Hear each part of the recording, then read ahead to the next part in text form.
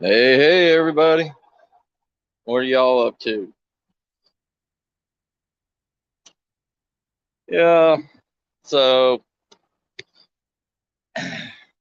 probably not going to get a lot of people tonight because there's so much BS going on, you know. But I ain't allowing any of that stuff in my channel. I don't care. I love you, family, but none of that stuff's coming to my channel.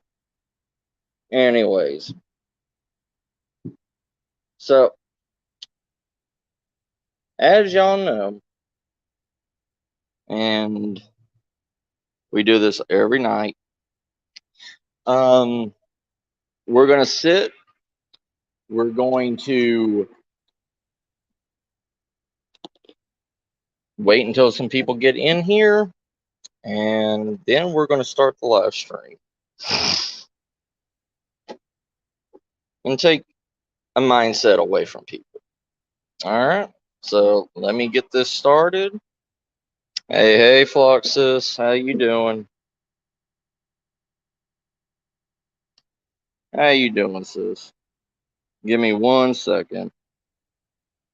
Hey, Paul, give me 1 second. 1 second.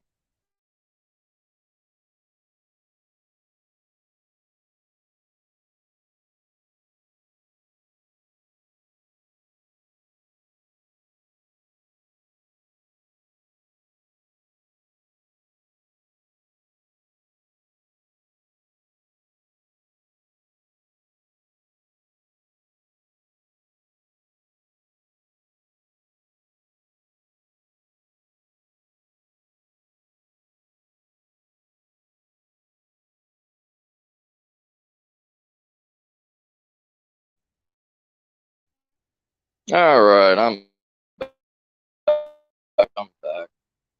How is everybody doing?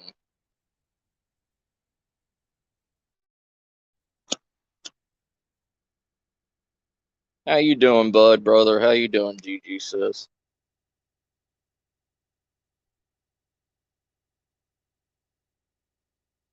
Ah, gotcha, Sarah, sis. So tonight we are going to talk.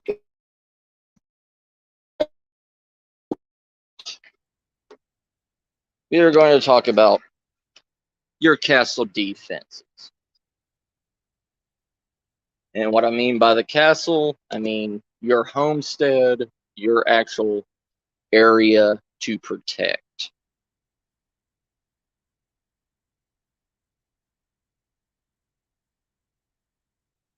Let that We'll let that sink in and everything. After we get a few more people in, then we will start this. But right now, we're just gonna say hello to each other. We're going to just have a nice conversation right now. But yes, I know what's going on with everybody in YouTube right now. I know everybody is at war with each other. I don't want any of that shit in my chat tonight or ever. I want y'all to understand that. I do not want to discuss it. I do not care about it. I've done with enough of that drama since I've been in YouTube. And I really just do not care. I don't. I love everybody, but my channel isn't that. And it's never going to be for this. My channel is for reality and what is going to happen. So I want everybody to understand that when they come in. I'm not at war with anybody either.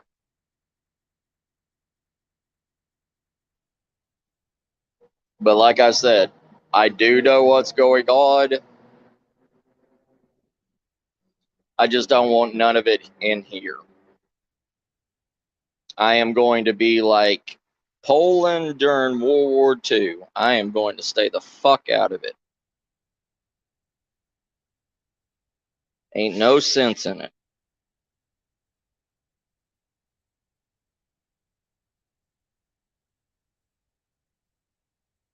But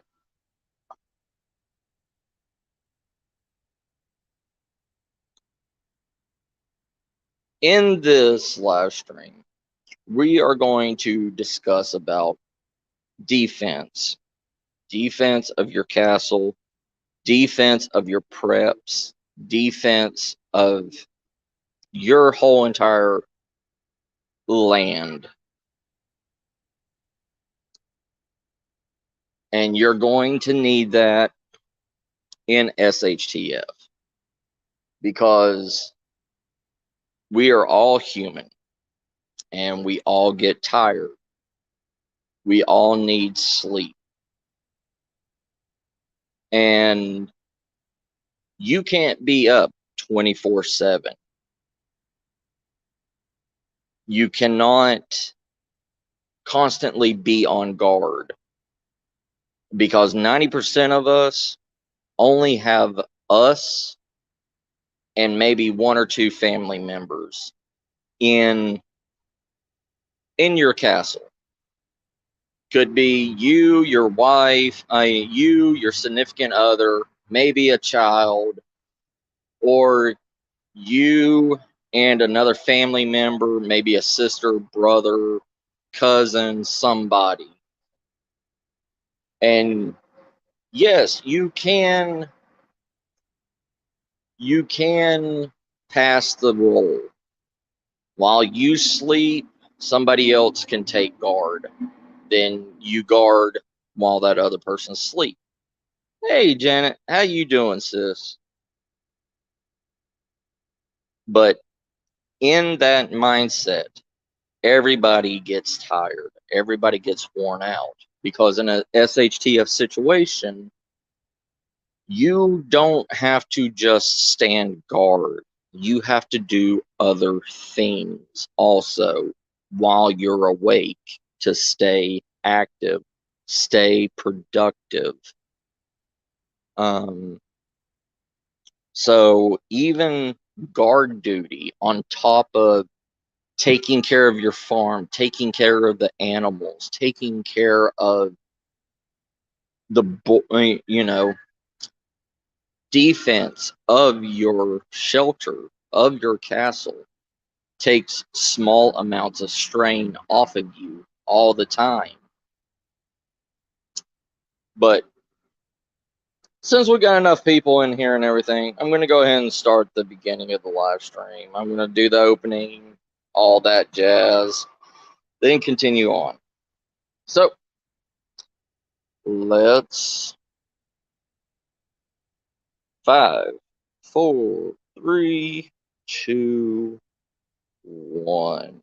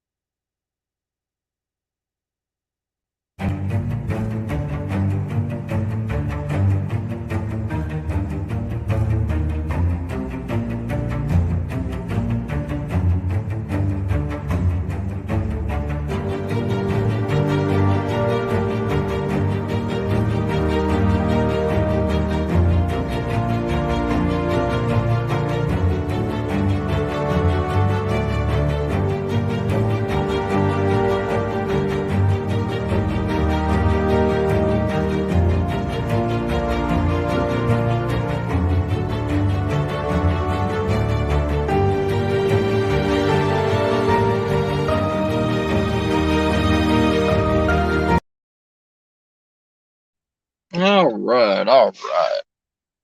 So, welcome everybody. Thank y'all for joining in. So,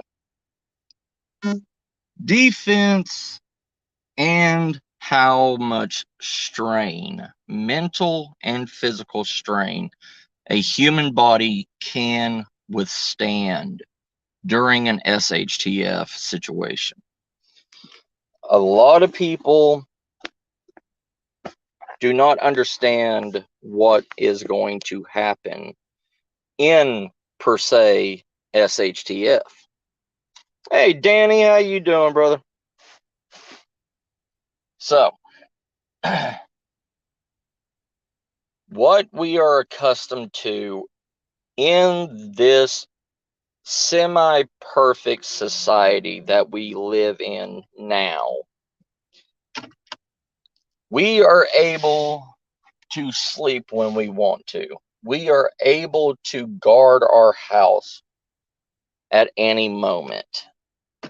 We have a comfortable bed, we have AC, we have fresh drinking water, we have everything at life's luxury at our hands. In SHTF, you are not going to have life's wonderful luxuries at a moment's notice. So, in doing that, in that mindset, the strain, the physical labors that you have to continuously support and work with, you're always going to have to protect your garden. You're always going to have to feed your animals. You're going to have to find a way to feed and procure your animals. You're also going to have to protect your animals not only from also wildlife also, because once civilization has fallen, wilderness will start to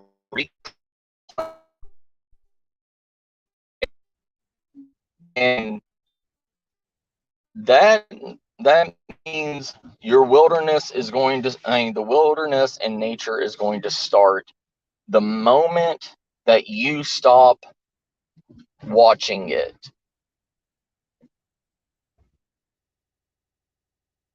You're going to have, you constantly have weeds growing, you constantly have grass growing, you constantly have trees reseeding, growing around you. You have to take that considerations into any of the SHTF situations, also on top of human interaction, on top of care for your livestock, care for your garden, care for your preps. You're going to have to find a way to keep your preps in good condition. You can't just, because in the SHTF situation, you're not going to be able to have an AC running. You're not going to have power running to your house. Everything in there is now a it's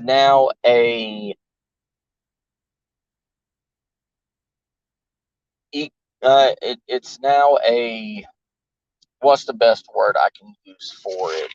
A problem in the scenario. Your cans are now victim to the elements. Your food preps are now victim to the elements. You're not going to be able to keep your your food reserves in a room controlled environment, a climate controlled environment. Now, when rain comes, when summer comes, you have to look at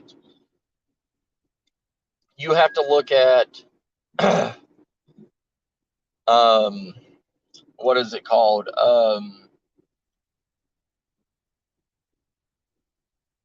Humidity. You have to look at humidity. You have to look at the heat context. You have to look at the coldness. You have to look at expanding and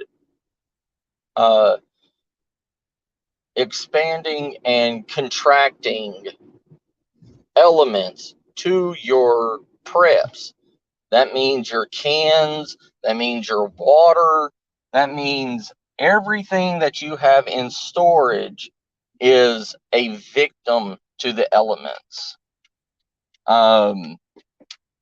In doing all of that, on top of keeping your house in check, keeping a way to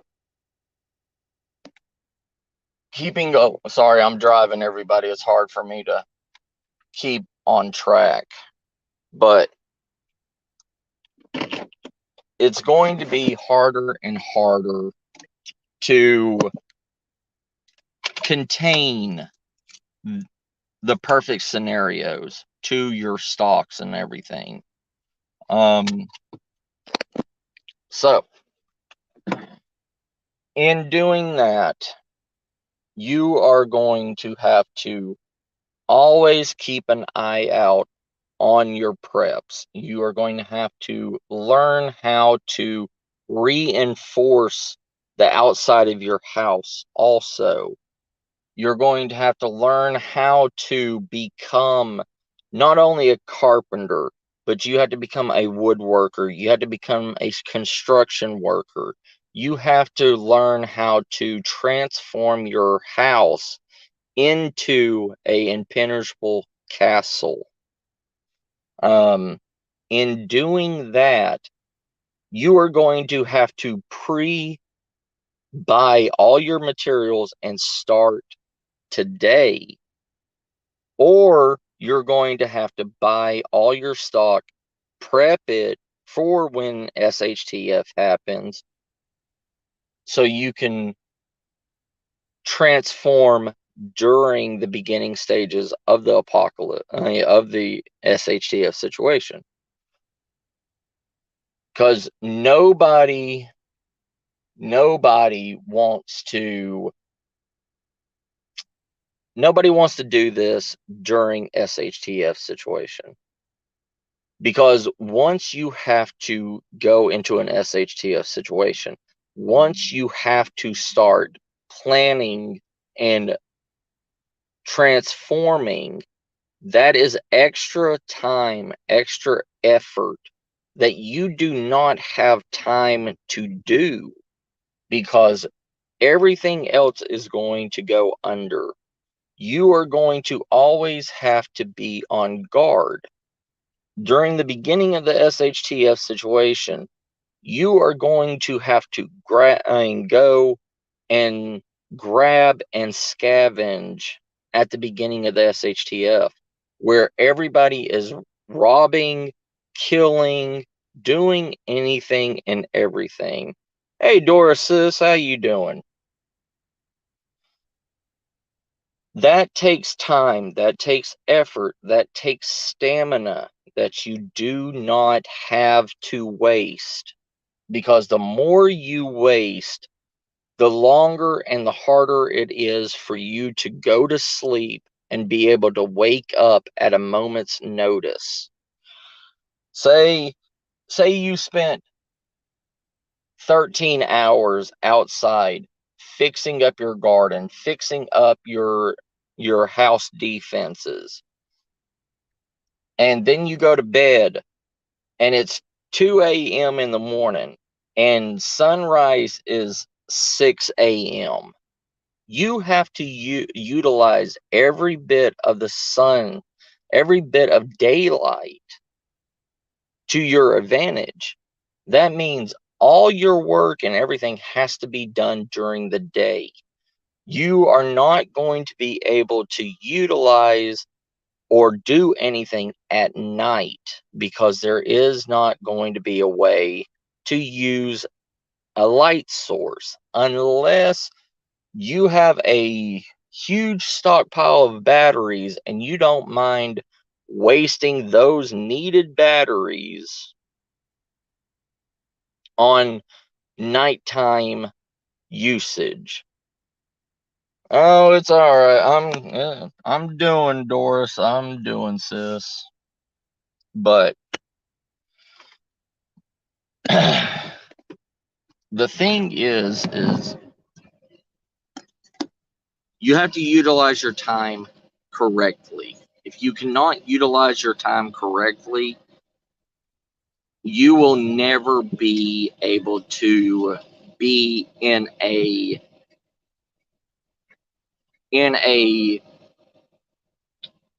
motion. You will never be able to continuously handle every situation that comes up.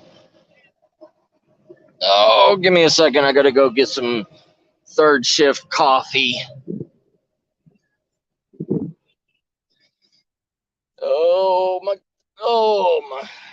My wallet. So, in the whole entire utilization of daylight, you have to make every hour count.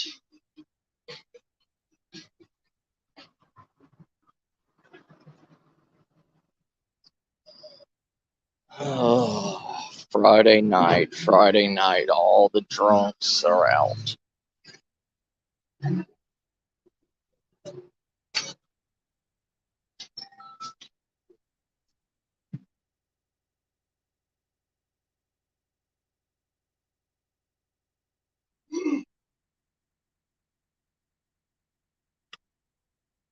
Give me 1 second.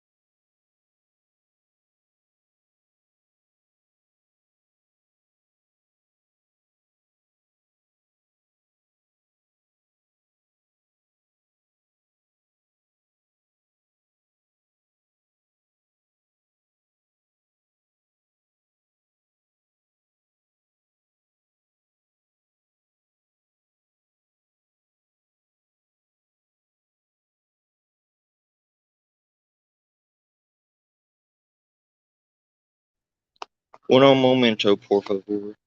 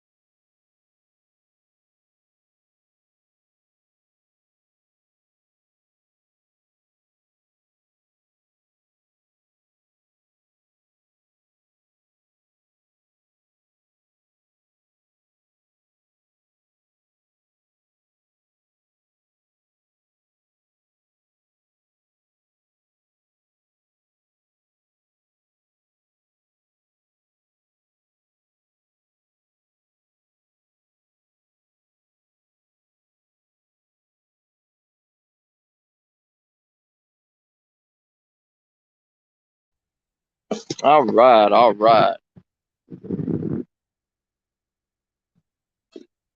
Oh, doing good, brother. How about you, man? Ain't that the truth? One dime at a time, huh? Ain't that the truth? Oh. I'm off for the night now. Usually I'd be going down to the missions right now, but yeah. Finally actually got somebody to go down there. Whoa.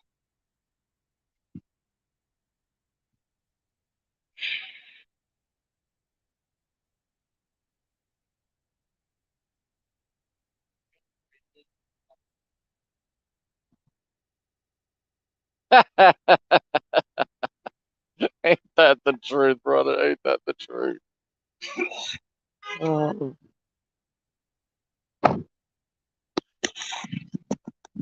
Huh? Oh, no, I got one, bro.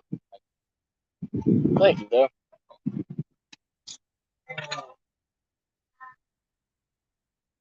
I forgot it's Friday. Yeah. All my days are good. Ain't that the truth?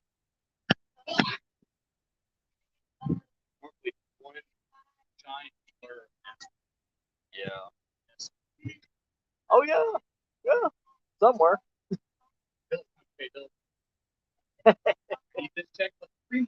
Yeah. That's, that's the truth, brother. That's the truth.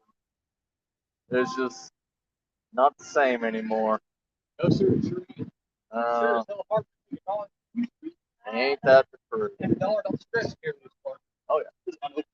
Yeah, I'm good, brother. I'm good. Yeah. I just need my third shift cup coffee, and I'm good.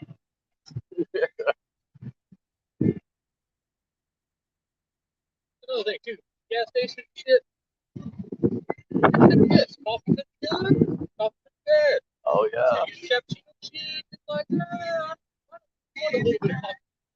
Yeah. Yeah. Yes, bro. That horse won't stand up. Ain't that the truth? Ain't that the truth? Oh. But it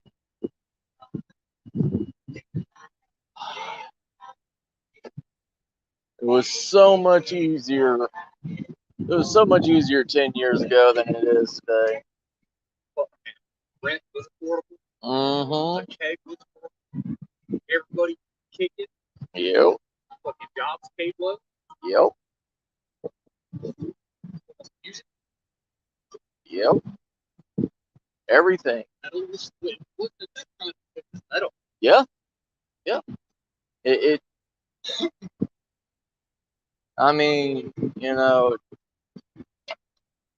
with living expenses, everything else goes. Yeah.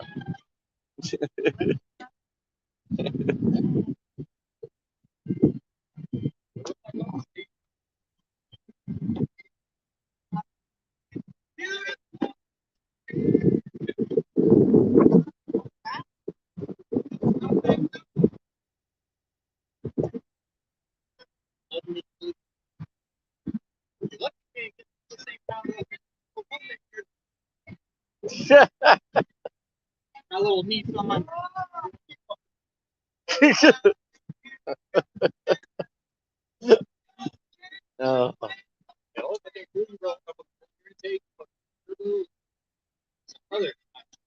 Oh yeah. Running to death. If you don't mind me sharing. Yeah. Sister-in-law called yesterday. All right.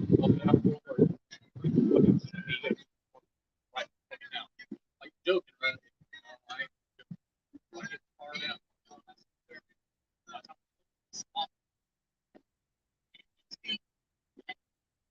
Oh. Yeah. Right.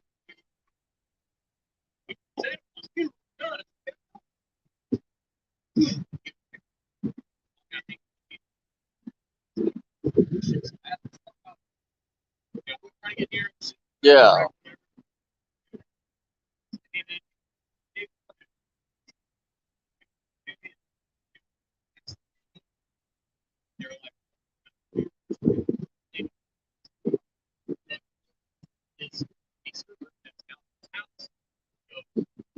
Everything leads to him. Yeah. Yeah. I mean, it's better than state prison. You're good, brother. You're good. Hey, hey. What's up, Connor? What's up, Sam, sis? How y'all doing? So, so that's the thing with normal people, like what I said. You know, life is not the same anymore. Life is never getting the same anymore. But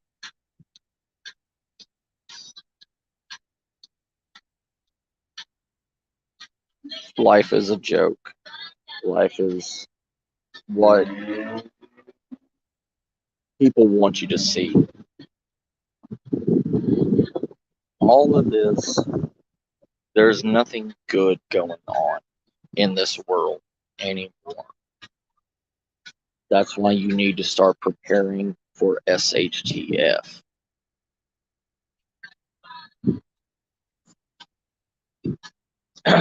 There's nothing pure, nothing safe, nothing. There's always cops around every corner. There is everything ready to blame you, to put you under.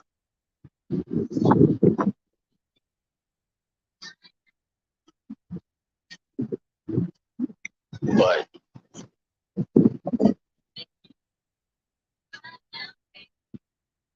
and this is that brings me to something else I need to talk about.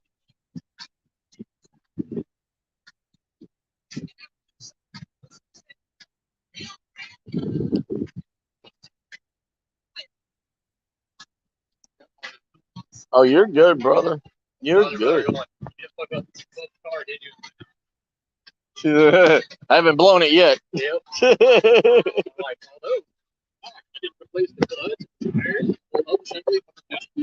Right. You have a good one, brother. You too. Take care. You too, brother. You too. Take care. Because it's going to be. Thank you, brother. You have a good one, man. Be careful tonight with all the drunks. Oh, yeah. Take care, brother. Oh, I work for a living, brother. His name's Matthew. Yes, sir.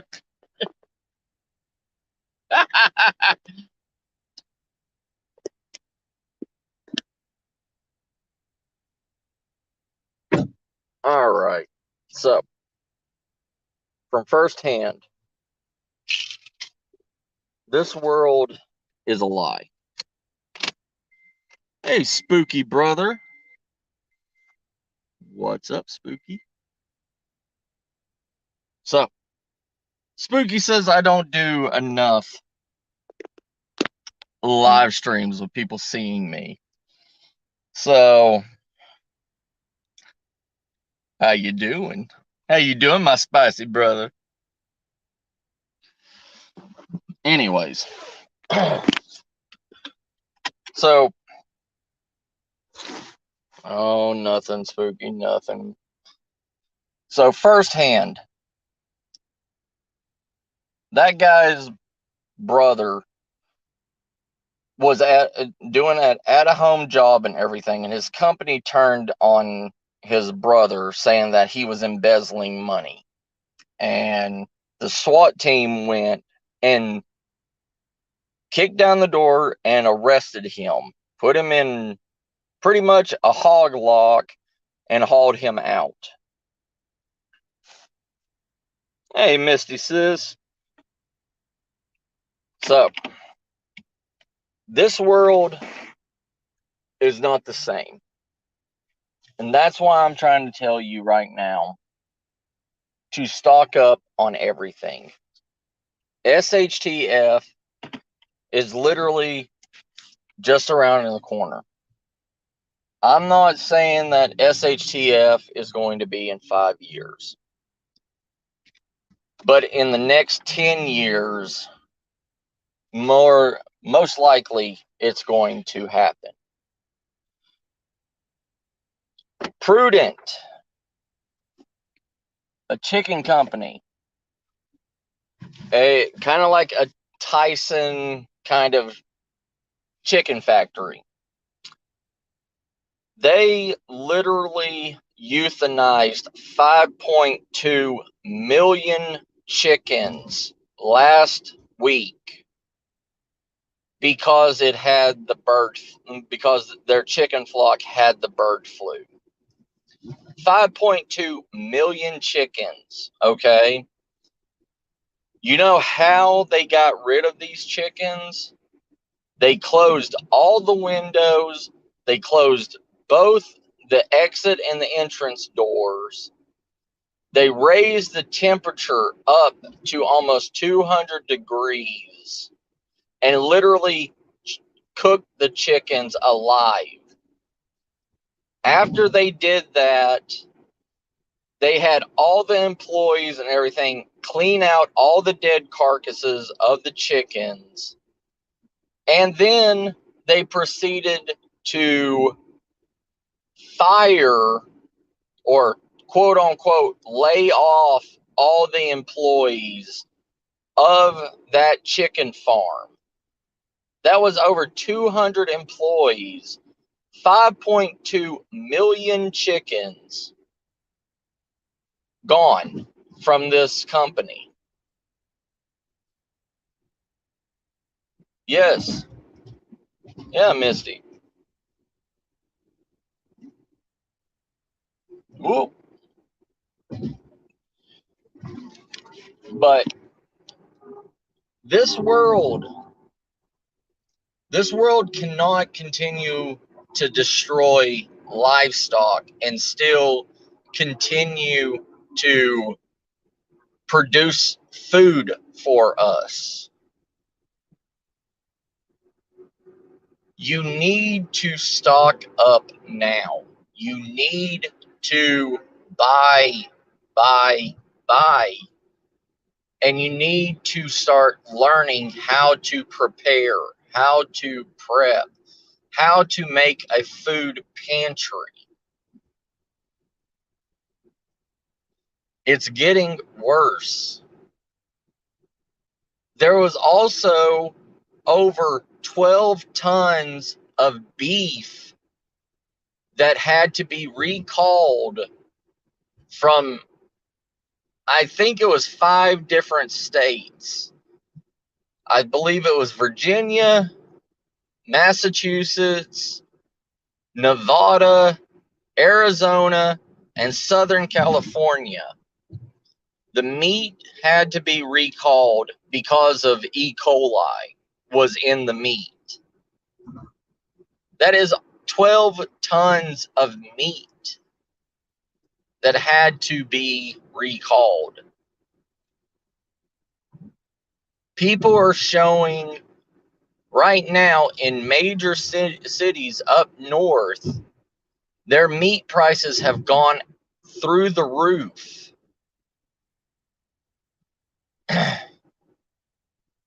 This stuff is real. This is what is truly happening with our world. Hey, Cassie sis, how you doing? So, defenses with your castle. Starting off is the defenses of the humans, which is food, water, shelter procurements. In SHTF situation, Literally, your house is going to be your house. There is not going to be any government or whatever that's going to take your house away from you. But the thing is I know a lot of people that live in gated communities, live in a lot of subdivisions, that they have no privacy. They have hardly even an acre of land on their property. Like my aunt-in-law, she lives in like a $500,000 house in Dallas, but she has a quarter of an acre land, and her next door neighbors are literally within arm's reach of each other.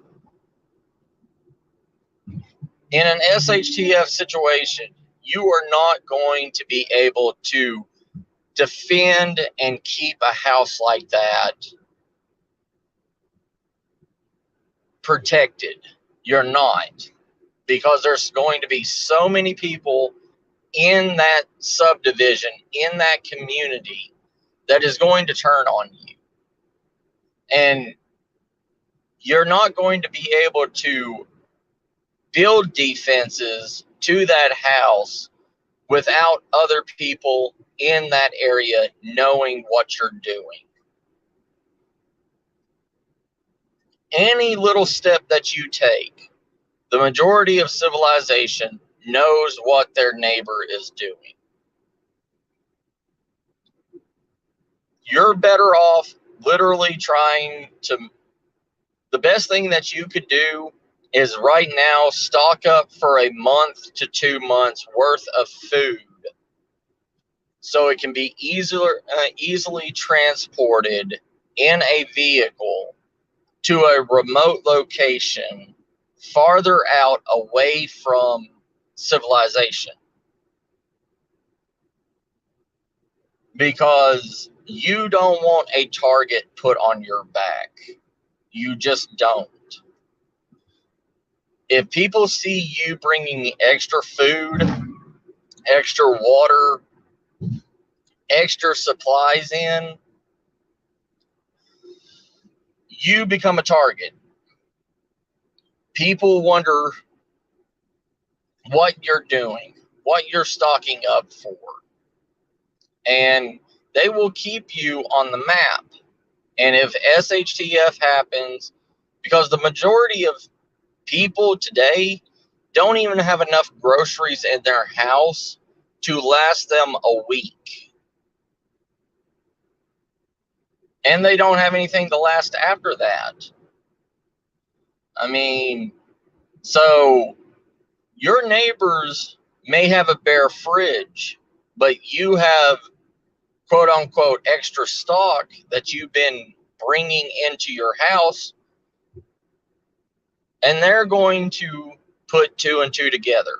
Humans, even though they're sheep and they believe what they're told, but when they see it, when they see it in person, they start putting 2 and 2 together slowly.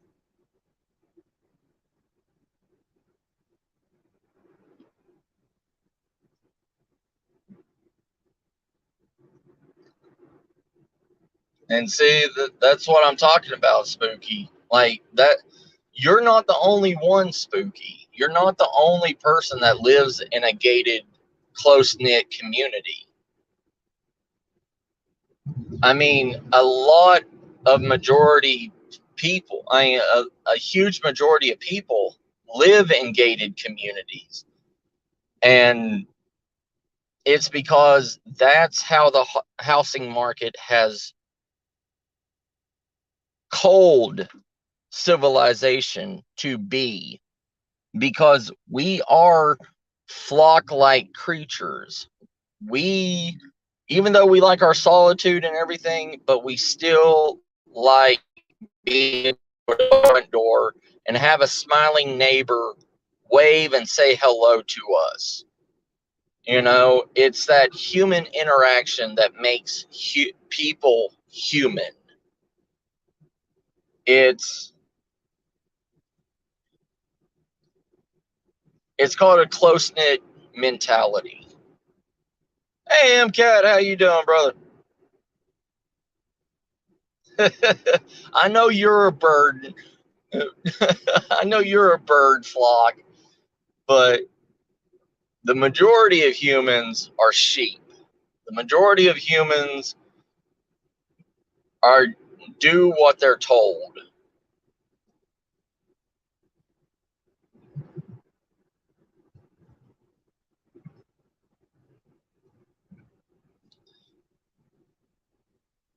Well, Spooky brother, that's what I'm going to do. I'm going to help. I mean, but in reality of it all, if push comes to shove, the the mentality of a push to shove community, I mean, a push to shove situation in a gated community, you have to know everybody that's around you. You have to know who is more trustworthy than who. And the ones that you cannot trust, the ones that you have a fear about, in an SHTF situation, when it goes down, when it literally happens, you're going to have to learn how to take another human's life. Because in SHTFs, it is really survival of the fittest. It really is. And if you don't fall into the quote unquote alpha male mindset, you have to make it to where you use your strengths against the others. And the best way to do it is when you know SHTF happens, you take out all the threats around you within a pretty much a city block or a mile around you. That means you will have to kick in the door and you will have to silence all your neighbors around you. Then you would be able to literally create your defensive castle without anybody interfering.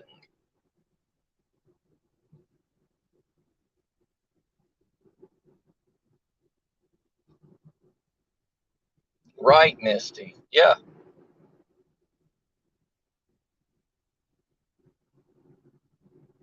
Oh, yeah, MCAT. Yeah. I'm the same way, brother. But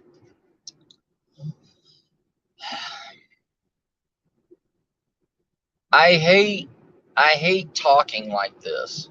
I mean, even where I live in the middle of 7 acres, okay? But I still have neighbors around me that are maybe a mile away from me, but they are still within a mile of my territory. I have 10 people on my street. If SHTF situation happens, my plan is to, under the cover of night, I go and I silence all 10 of my neighbors. And here's the thing with my neighbors. We know each other, but we don't know each other. We're more of acquaintances because everybody knows me because I've put up what's called I've called it a um, gifting box. Okay. And the thing is, to help anybody else out in my neighborhood that's around me. Say, like, my chickens produce extra eggs that I cannot eat or I cannot sell at the farmer's market. Okay, say I have 3 dozen of fresh farm eggs.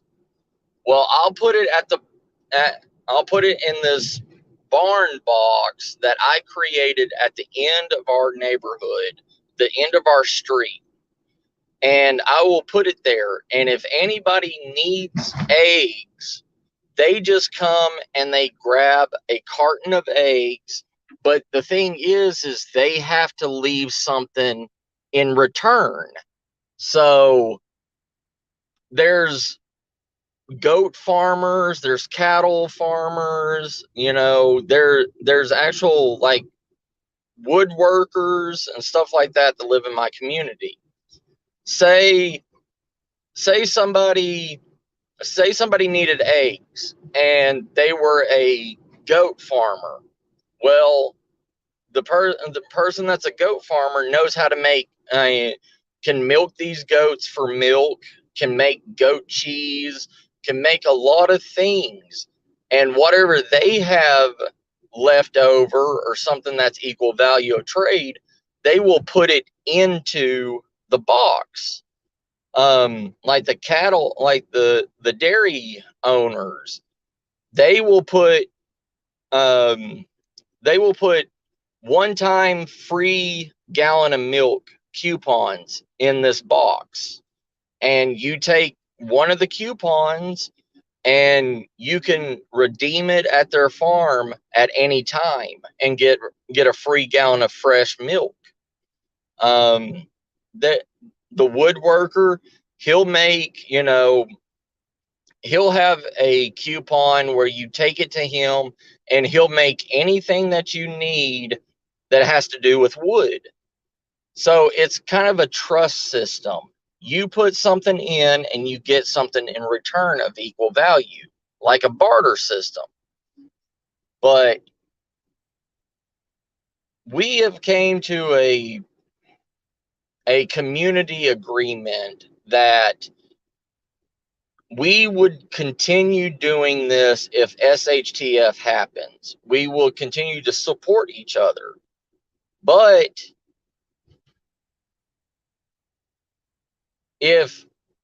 we only made this with the actual people, like the older generations, like the mom and the dad that owns the land and everything. If they die before this happens, the children are not a part of this. The children, I do not trust those children. So, say the older family of the dairy farm, they die before SHTF happens. I'm going to go in there and I'm going to slaughter the younger generation. I'm going to literally put those children out of order because I don't trust them. And those children are rich jerks. It's just the way it is. The deal that we made is with the older people. And if the older people aren't there no more, the younger generation isn't going to follow those same rules.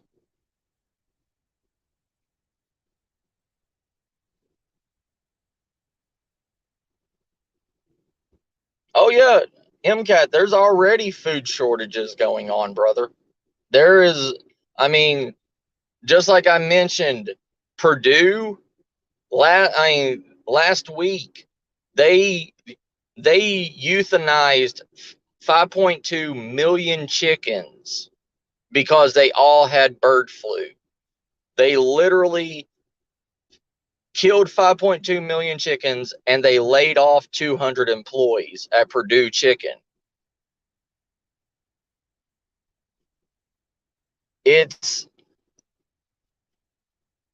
I mean, 3 months ago, there was in, I want to say North Dakota. It was either North Dakota or South Dakota. There was a potato seeding plant. Because of the distribution problems and everything, they could not sell. I mean, they could not distribute over, I think it was like 15 billion, either 15 million or 15 billion tons of seeding potatoes.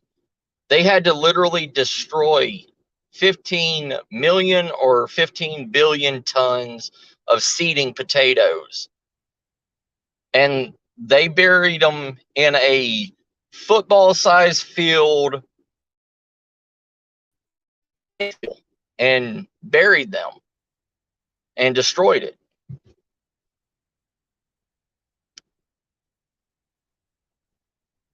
Yeah. I mean, you can't find chicken anywhere, like fresh chicken. And the fresh chicken that you do find is extremely, extremely expensive. I mean, and America and a lot of the first world countries and everything, we don't have stockpiles like we used to, after World War II. During and after World War II, we used to have stockpiles of oats, grains, peanuts, anything that had a long-term shelf life. We used to have storage silos for it.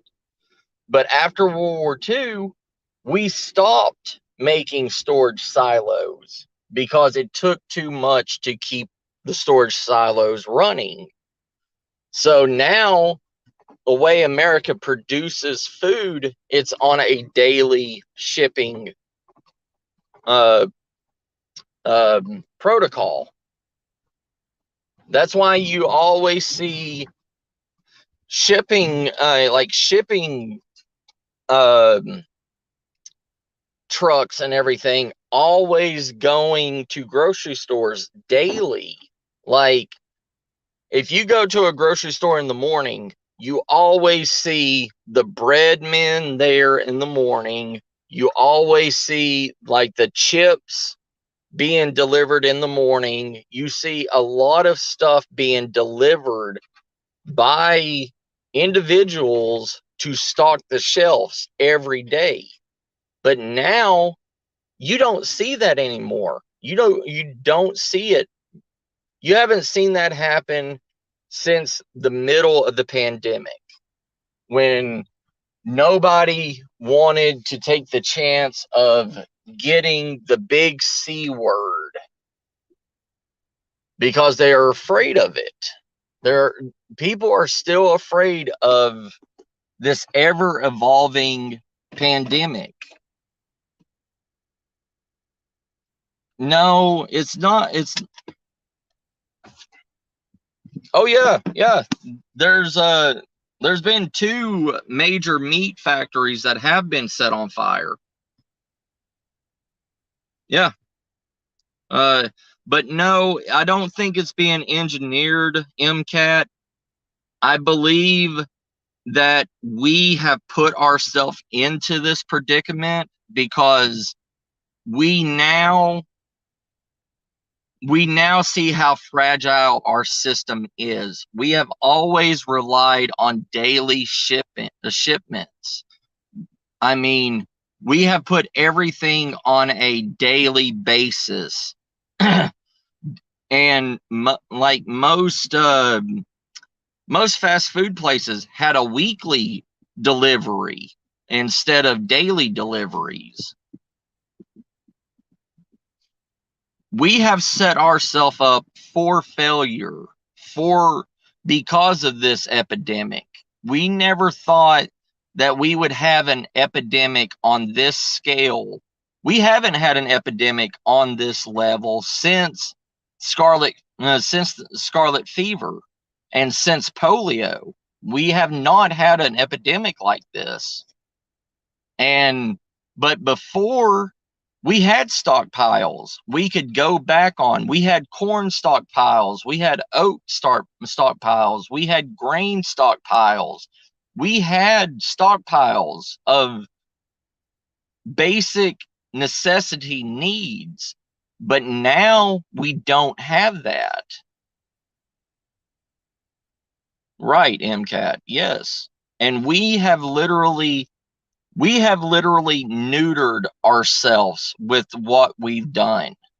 The only one that still has stockpiles to this day is Africa. Africa still has stockpiles for food, for their grains, their wheat, stuff like that, honey, the basic necessities that could still keep humans alive. Humans can survive on honey and oats for generations, but we do not do that anymore. We do not run on that. I mean, but also it could have been staged because, you got to think, humans are living a lot longer now than they were 30 years ago. Hey, Kitten Sis, how you doing?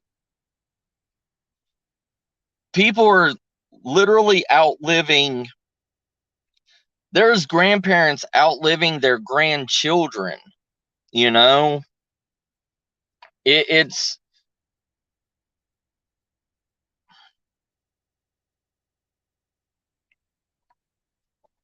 it's rare, but it happens.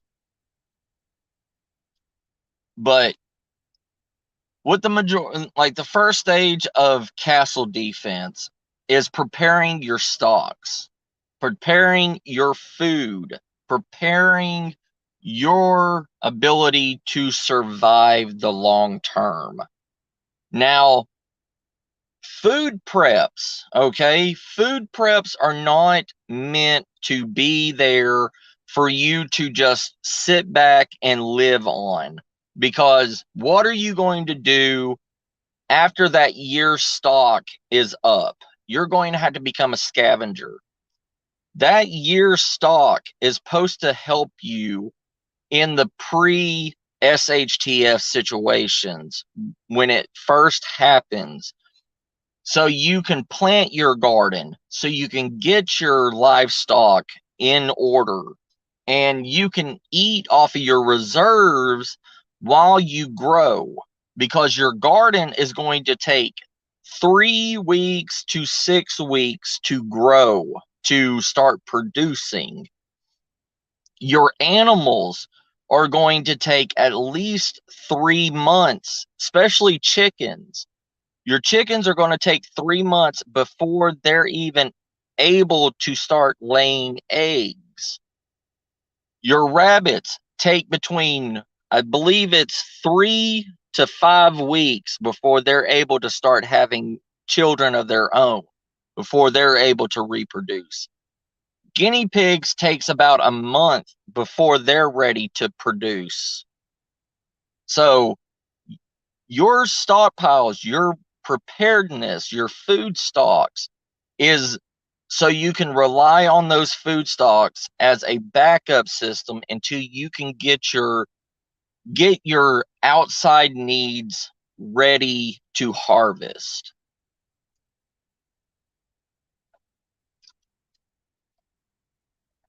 Step 2,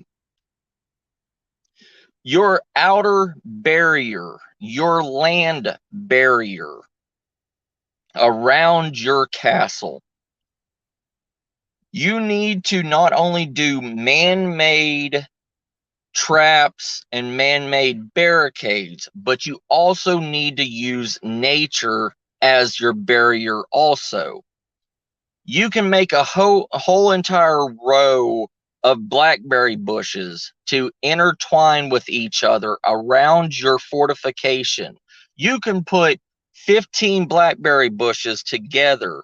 They will start spreading out and start seeding out along with grapevines, along with strawberry bushes, along with hackberry bushes.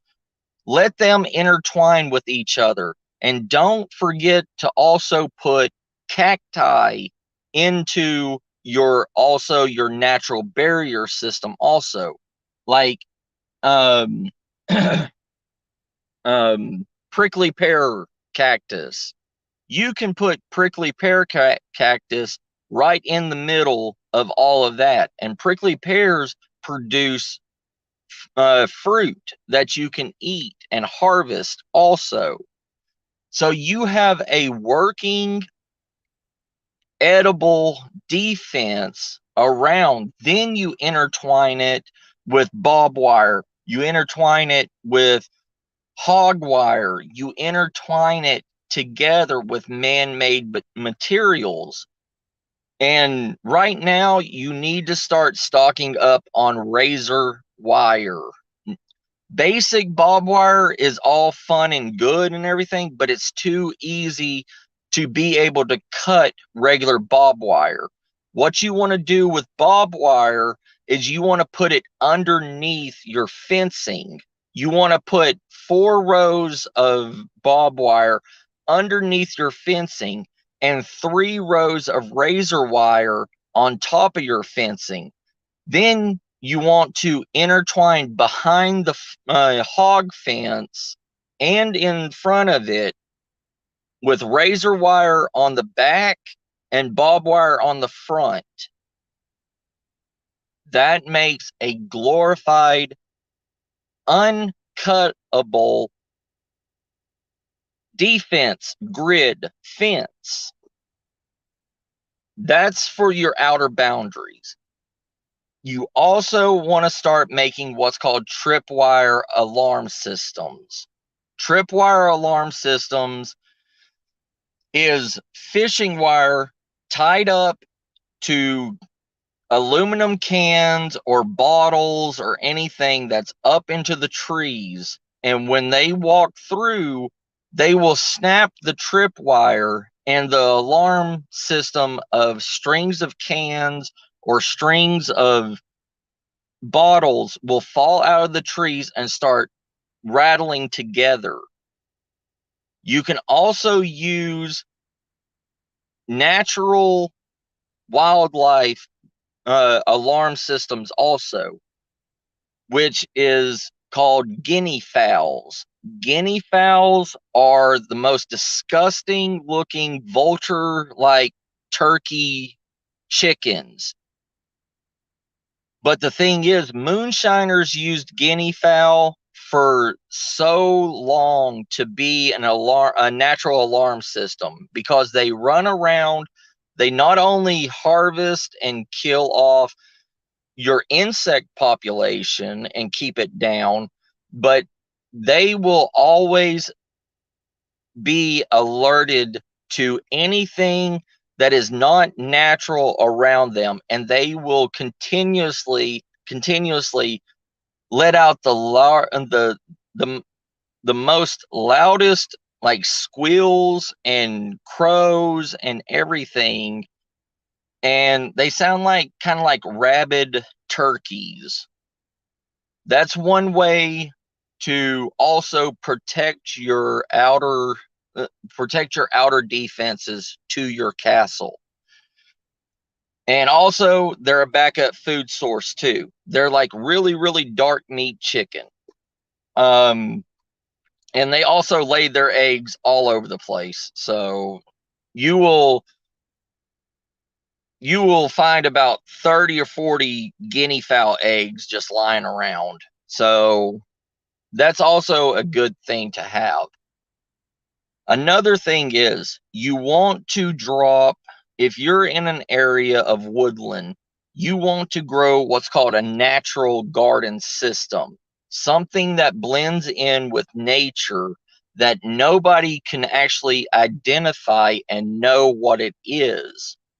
So if you sprinkle a lot of tomato seeds, squash seeds, green bean seeds, stuff that will blend in with nature, it will continuously grow on its own, and it will literally become wild vegetables after probably about the third generation of its seeding and dropping, seeds on the ground and continuously growing. Then it will become more adapted to your biome around you. That's a majority of basics around your outer perimeter. And if you want to go MacGyver, you can do things like what moonshiners do. Okay, moonshiners will create pitfall traps. Moonshiners will create what's called rat trap shotgun blasts and on a tripwire. And what they do is they tie a nail onto the middle of a rat trap, and they will cut a hole into the board of the rat trap, stick a shotgun shell into it, and when somebody comes by, they will hit that tripwire and release the rat trap, and it's usually aimed around the knee and the shins of people. And when they walk by and they trip and they activate the tripwire, it will blast that shotgun shell straight into the legs and the knees of any intruder into their land. And usually there's a pitfall trap that's right in front of it that has spikes and wooden spikes coming out of the middle of it. Once that shotgun blast shoots a person in the leg or goes through the leg into the other leg with buckshot, from the pain and everything, they're going to fall forwards. And when they fall forwards, they will fall into the pit trap and fall into the spikes and instant death. And you don't have to worry about that. You can put those traps in a lot of weak areas that you have not been able to fortify. And it's good for one person, but it still takes out one person. There's a lot of Rambo-esque kind of traps that you can make around, but that's usually the main one that a lot of moonshiners and wild ginseng farmers and stuff like that use to protect their area. Then it comes to fortifying your castle, your house. What you're going to need to do when fortifying your castle you are going to need to stockpile on sandbags, either by burlap sacks, about 10 or 15 pound burlap sacks, and stockpile them around the base, around the actual foundation of your house. You also want to make what's called a pitfall trap inside a hidden door to go down into the crawl space of your house and make small openings into the bottom part of your house onto your foundation. So you can use those sandbags as a bullet fortification and be able to still have protection and also fire against incoming threats. You also want to start adding layer upon layer of sheet metal and plywood onto the outer layers of your house and on the top of your roof. Do not, what I mean when I say this, Do not do it. Do not put roofing tar onto the plywood if you're protecting your roof, because once you put roofing tar on your roof, it is susceptible to any kind of flammable damage. Oh, I know, right, Oz? How you doing, how you doing, Oz, brother? But it is because roofing tar is highly flammable, and also it melts like napalm. It drips. It doesn't incinerate. It just drips off as a melting tar.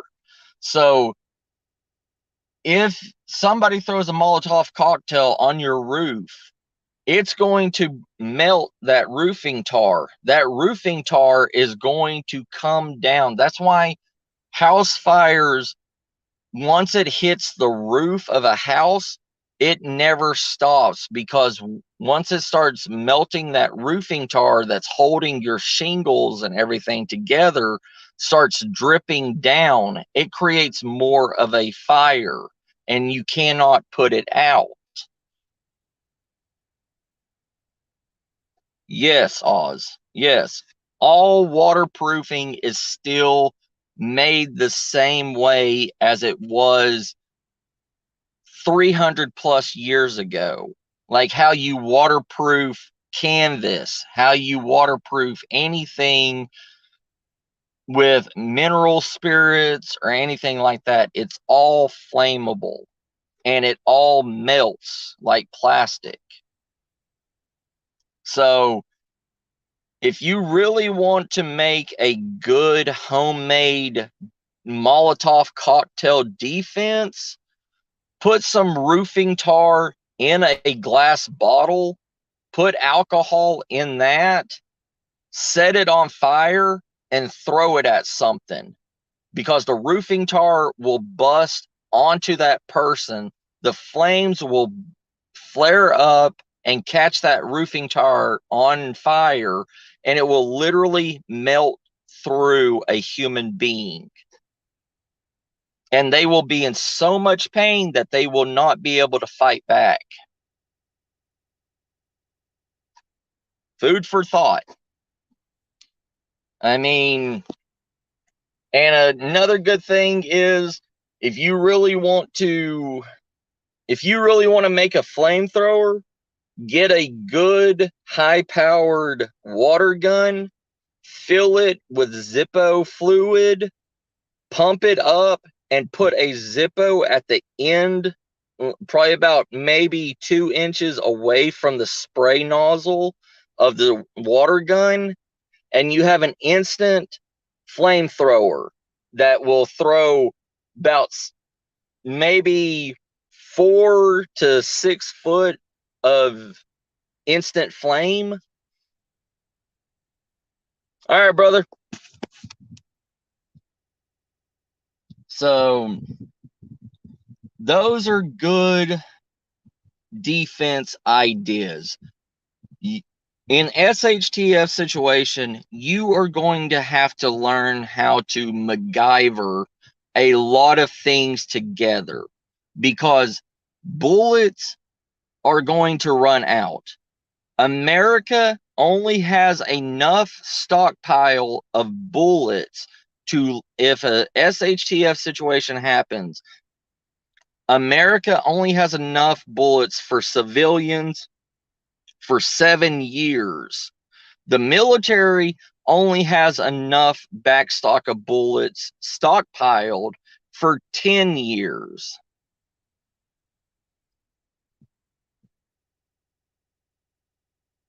Right, MCAT. Yeah. But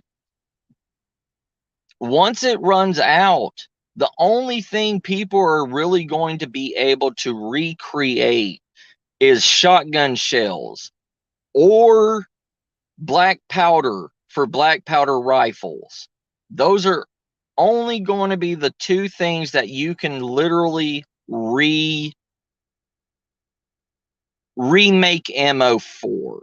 I mean, unless you have an old school blunderbuss shotgun that you can fill with a blank shotgun shell and put quarters or marbles or something in the barrel and use it. But kind of like a blunderbuss idea. But the bad thing about blunderbuss is you will fuck that gun up if you do it. If you do anything like that, that gun will only allow a certain amount of blast. It's not like the movie Resident Evil where she's running around with a double barrel single-handed shotgun shooting rolls of quarters out of it. You're not going to be like that. These are last ditch efforts for those kind of guns. The majority of stuff is going to go back to being bows and hand weapons after 10 years of doing, after 10 years of SHTF, after complete and total collapse of society. Oh yeah, MCAT, yeah. It's because it's an archaic technology, it's not considered a firearm. And, you know, it's just like, you know, you can buy black buck hunting spears for cheap because we have black bucks out here in Texas. You can buy, you know, African black buck hunting spears, and you can use those, and they're not considered weapons either. They're called a hunting implement, not a weapon. But it's one of those things.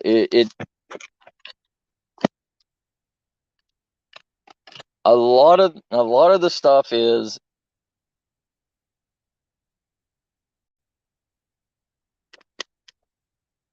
the only bad thing about black powder rifles is having the knowledge to make the percussion caps. If you don't know how to make a percussion cap, you need to be able to get one of the old flint style, you know, one of the flint strike muskets, one of the recreated, you know, Kentucky long rifles, something that actually has where you put the flint in as a striker and it strikes into the gunpowder chamber and sets off the bullet that way.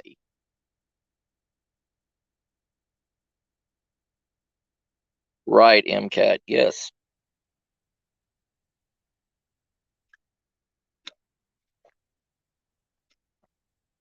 But trying to haul around or trying to get, like, you can get archaic guns.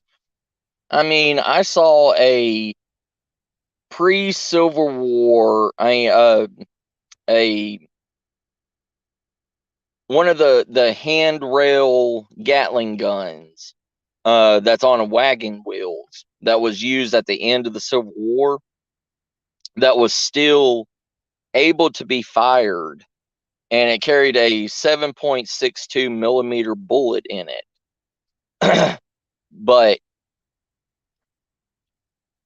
the thing is trying to get that and trying to haul it and trying to keep it in perfect mint condition is hard.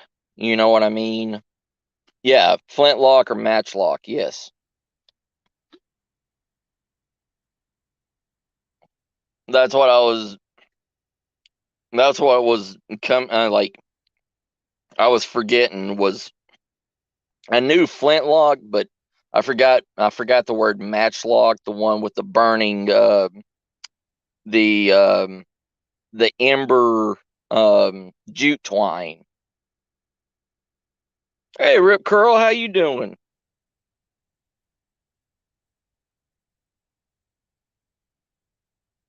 Oh yeah, yeah. The .177 caliber. Yeah, the quote unquote 22 caliber. I mean, some of those air rifles go up to like 1800, like 1800 feet per second.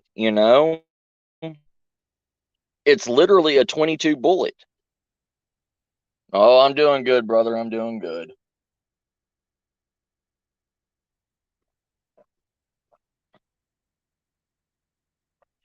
But there's so many alternatives that you can get after quote unquote ammunition goes away. I mean, hell, you can even get high powered slingshots, high powered precision slingshots that will kill a man. I mean, it doesn't matter. All you need to kill a person is 180 psi to literally kill somebody.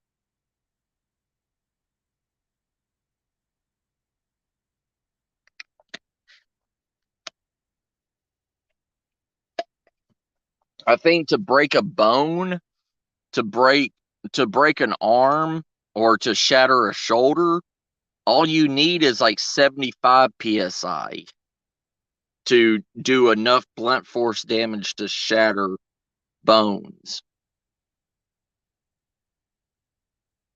I mean, hell, shepherds shepherds in other countries still use a shepherd sling to kill wolves and mountain lions. They have 50 cals now? I know they were. I heard somewhere that they were making 50 cals, but I stopped at the 35 caliber. I didn't know they had a 50 cal now. Yeah, MCAT. Yeah, shot placement. Yeah. I mean, it a lot of this stuff you can you don't have to have a full tactical, Rambo-esque predator, build to be able to survive an SHTF situation. I mean, just a 50 cal air rifle, all right? A 50 cal air rifle would be enough to kill any human. And you have thousands upon thousands of those things.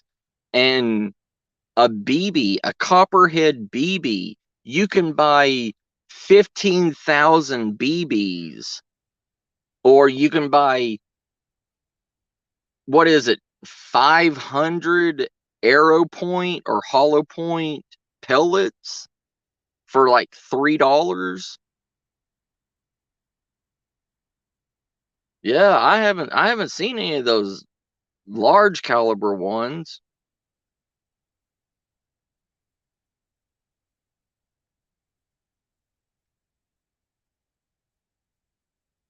See, that's crazy. That's crazy, Rip.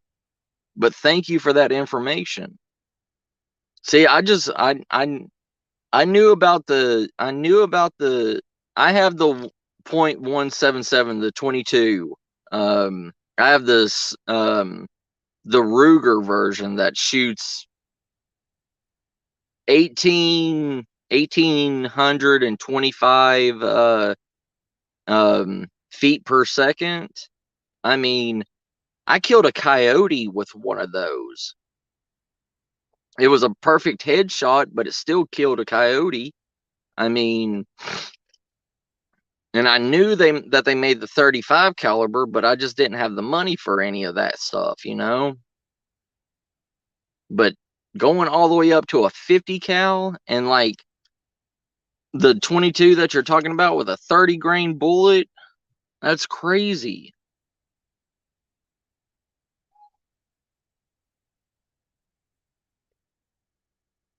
See, I haven't ever used the 35. I have it, but I've never used it. I just have it as backup, you know what I mean? Because I'm more comfortable with the 177, the smaller caliber 22. But a 30 cal, if it can kill a deer or a hog, man, then you really don't need an actual quote unquote gun. That's just insane.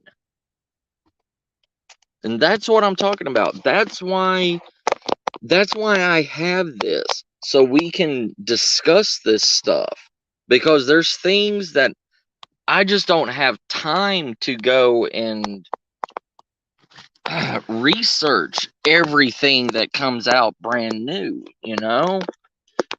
And I know probably the 50 cal and all this stuff is probably, old news, but it's new news to me. I know nothing about that.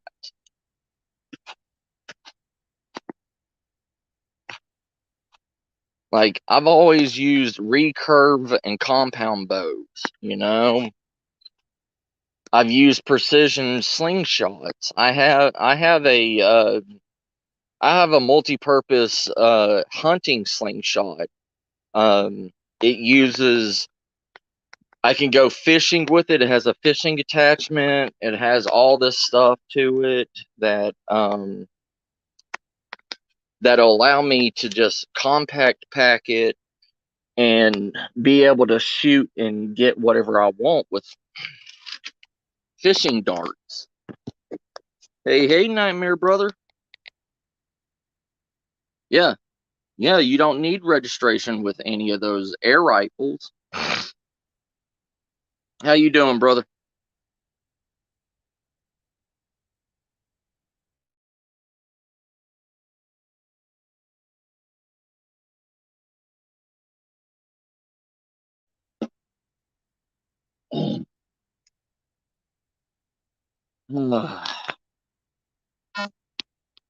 But this is what I'm trying to say, like, and y'all are helping me. Y'all are helping these people that cannot afford a 3,000 or you know, a 3,000 or even a $900 gun, you know? Like my my 22 caliber air rifle. I paid $58 for that, and you could kill somebody with it.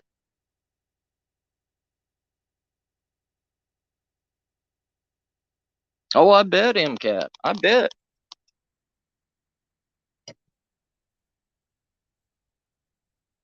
I'm glad to hear that, Nightmare. But it is like, you can buy this stuff for dirt cheap. You can buy these air rifles for dirt cheap. And not only will it protect your house, but it will also get you food.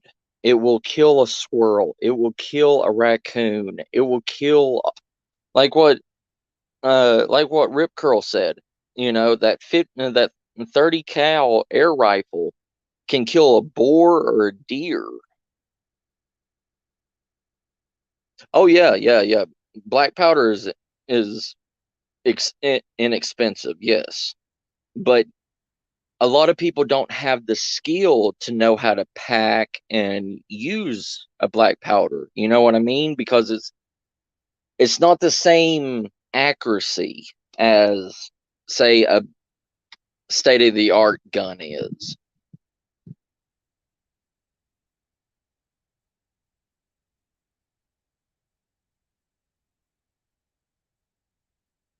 Right, Rip Curl, yes.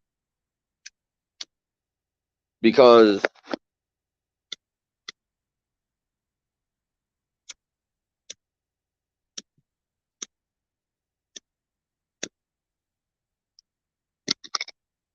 because you know, you may you may be a person that only weighs like 120 pounds, between 100 and 130 pounds, you're not going to be able to grab an 80-pound recurve bow and pull it back and shoot it with accuracy.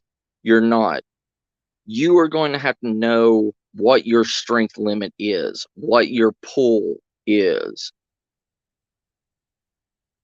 Oh yeah. Yeah, blowguns, yeah.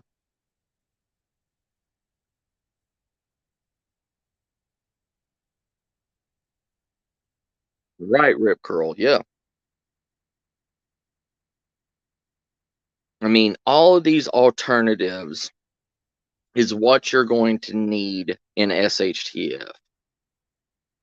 You have to look you have to look at stuff that is able to be replenished, you know?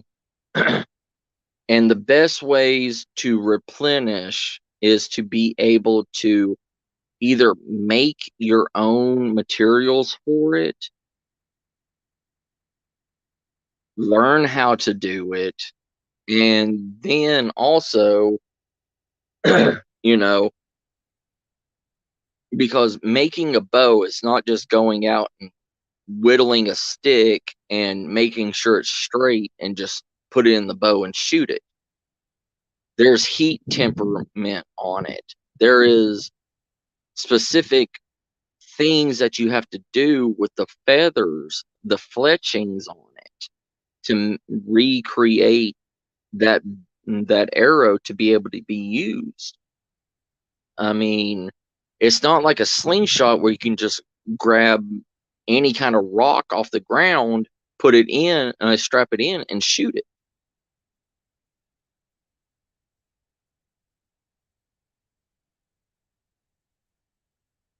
But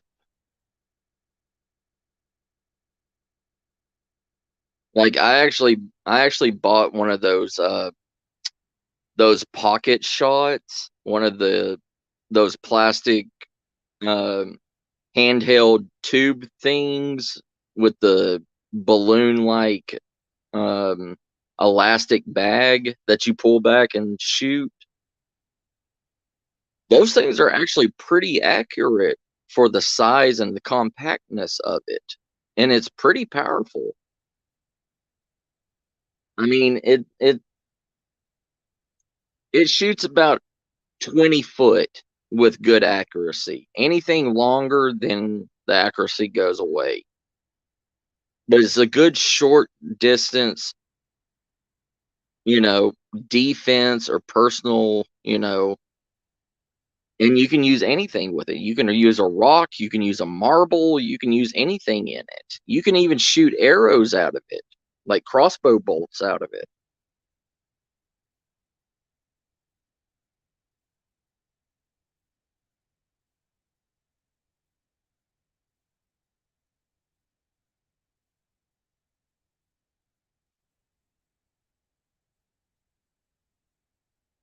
Nice, Rip Curl, nice. Yeah.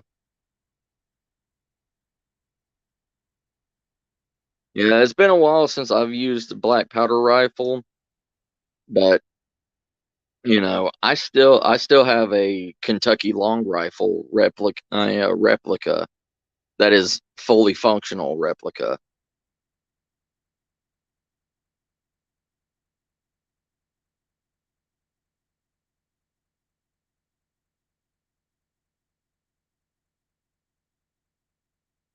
But there is so much that is needed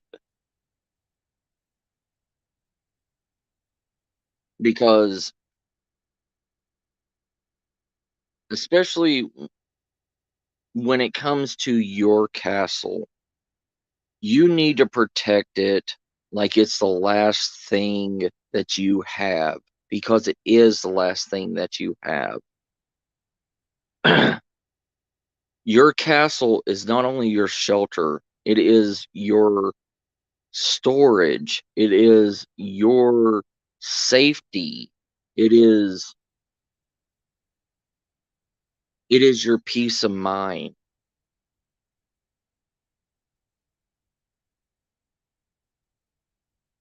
Yeah, MCAT. Yeah, that's true, brother. That's true.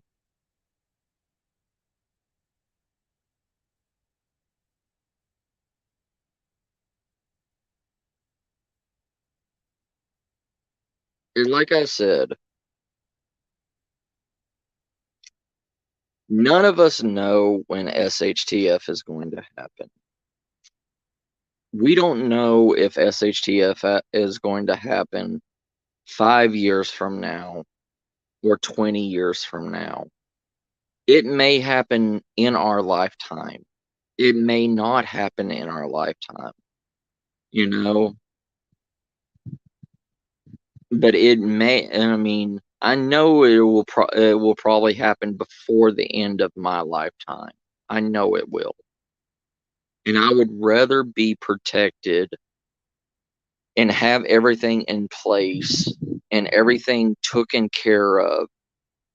So whenever it is my time to go, whoever I have as whether it's going to be my niece-in-law, I, yeah, my wife's niece, Miss Starr's niece, it would probably be her that will take over the reins.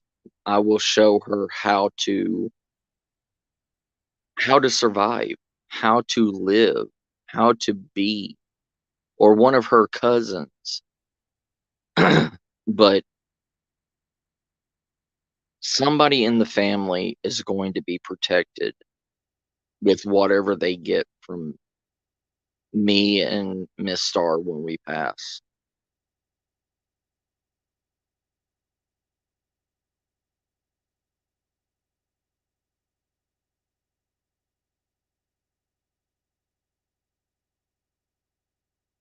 Right, Rip Curl, yeah. Yeah.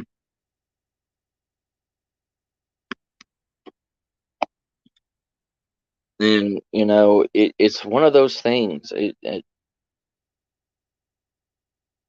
With all the preparedness and all the things that you are doing now, make sure you have somebody and you can teach, and they're young enough right now that they are willing to learn, and have them take over the reins when it becomes the end of your time. Teach them everything that you can teach them now to be able to handle an SHTF situation, you know, instead of them waking up one morning and SHTF happened the night that they were asleep and they don't know anything. Because that's going to happen with the younger generations out there not caring about the future. They only care about what video game comes out or what meme was put on the internet or anything like that. You want this young one person from this younger generation to be able to handle and be able to try to rebuild try to rebuild something after the crash.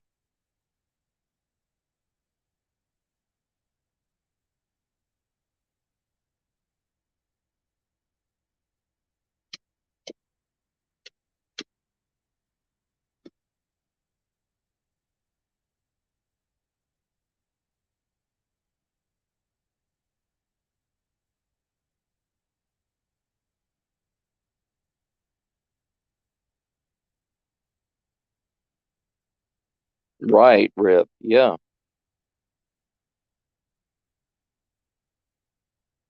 I mean,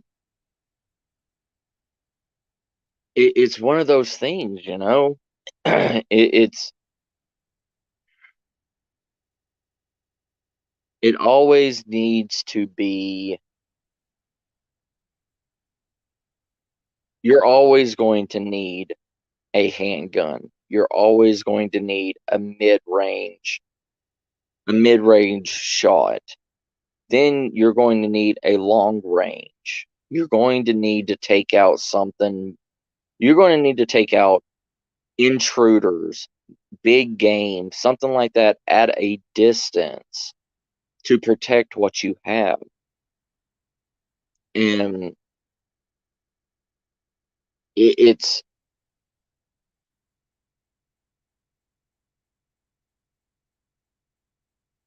one of those mindsets.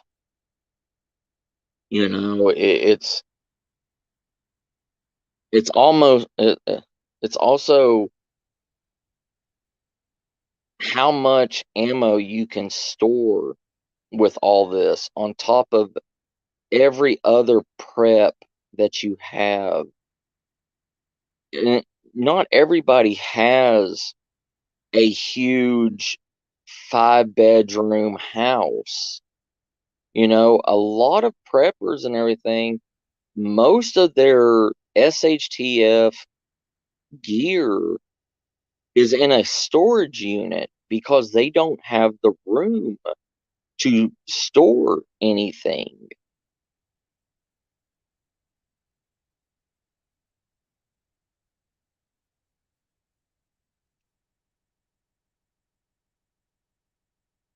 And all this stuff,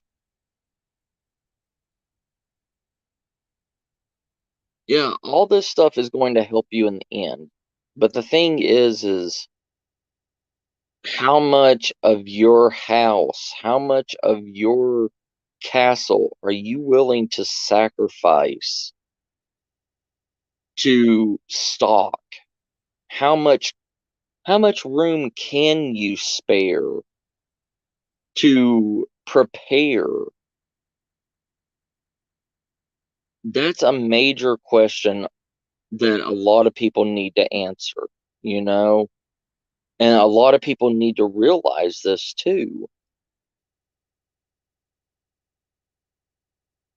Like when I first started preparing and everything, I was in a 300 square foot economy size apartment.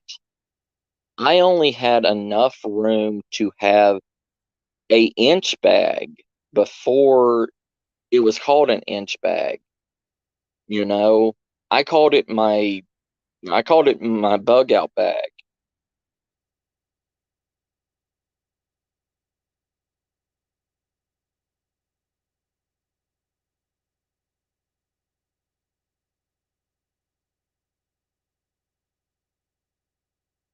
Oh yeah, Rip Curl. Yeah, brother.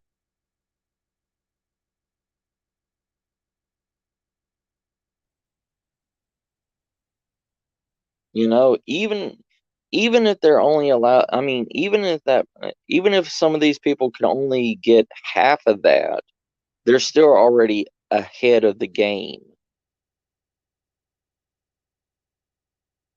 Oh yeah, MCAT, yeah. Especially water storage and water collection is a major thing also.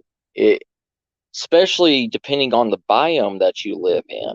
If you live in any of the Midwest to the West states, like in the southern parts, you are definitely going to need water. I mean, that is a no-brainer.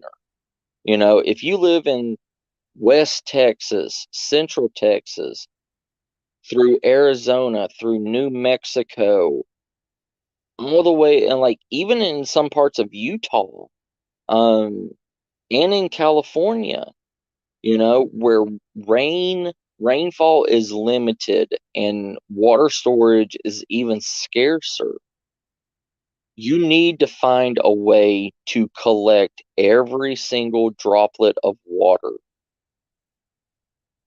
And that's the way it has to be.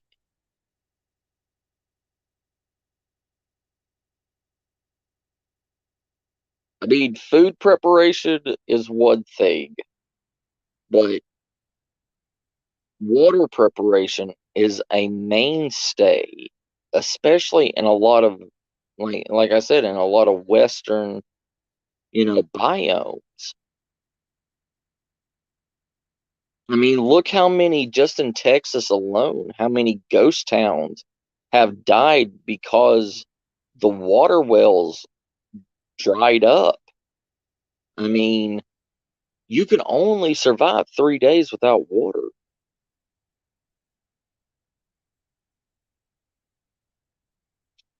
And it's a horrible, painful death without water.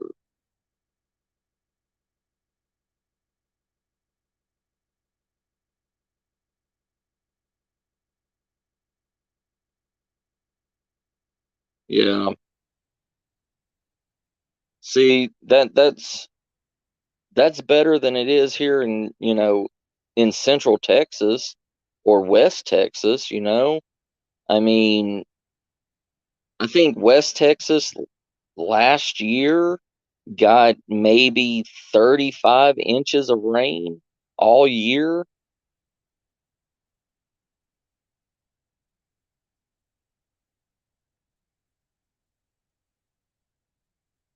Oh yeah, Rip Curl, yeah. I mean, my Kentucky long rifle and everything, I still oil and clean it every night. But I hardly ever use it, but I still. What's up, kitten sis?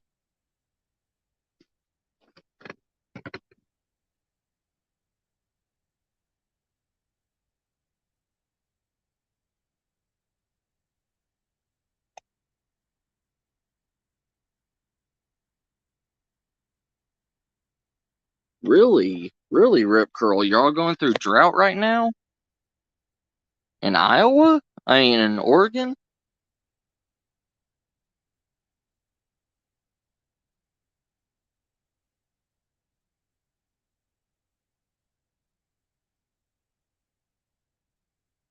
Are you in Southern Oregon or Northern Oregon, Rip?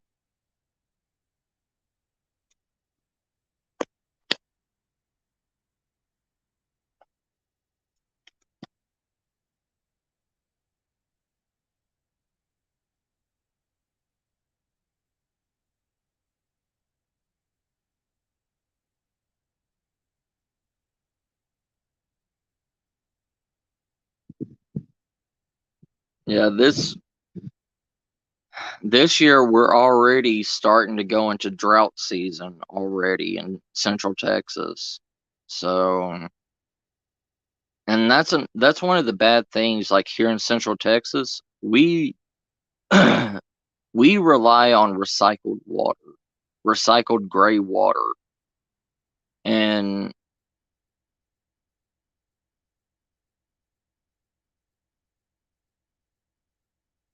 okay, yeah, that's what I thought, Rip Curl. I thought you were in Southern. Gotcha. But yeah, I mean, we do need to go back to the mindsets of the pioneers and our grandparents and everything. Like my grandparents canned everything. I'm talking about they canned meat, they canned vegetables, they made their own jams and jellies. They made their own butter. There wasn't, I mean, we were poor, but we were never starving. My grandparents never starved, but we were poor.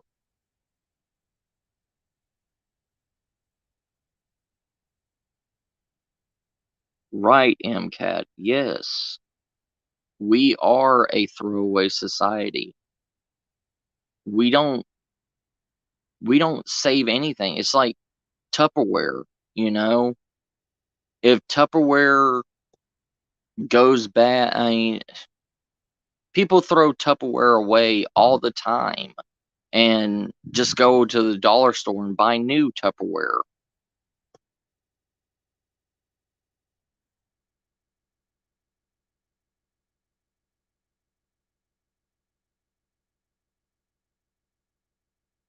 Yeah, Rip Curl, yeah. I mean, we had two.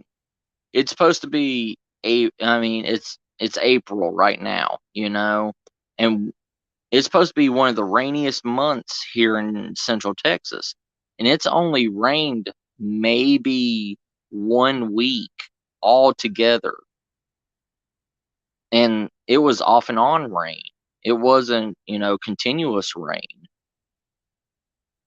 So I understand, brother. I understand.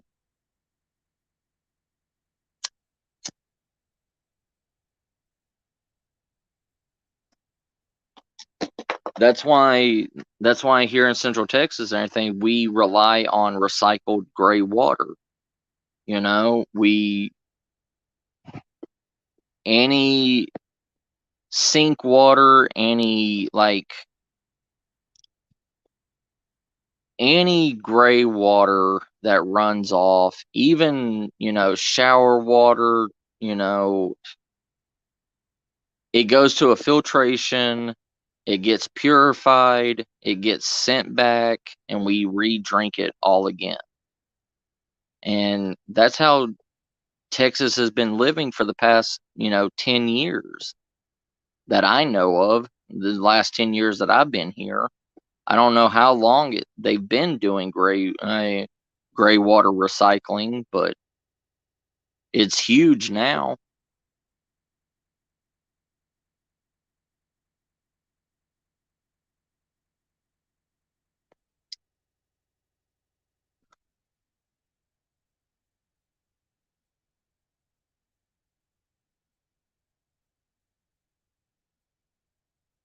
I'll be right back, family. I'm going to go get the laptop so I can get on here and we can look up some stuff. Be right back, okay?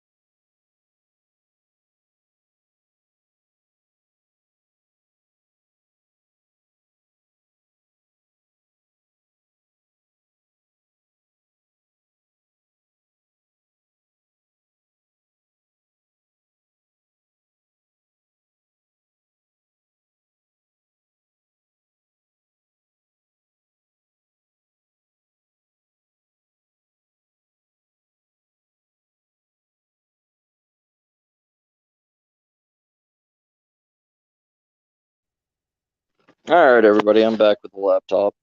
I'm going to try to get on here. But yeah, I'm going to show y'all what's going on with society. I mean,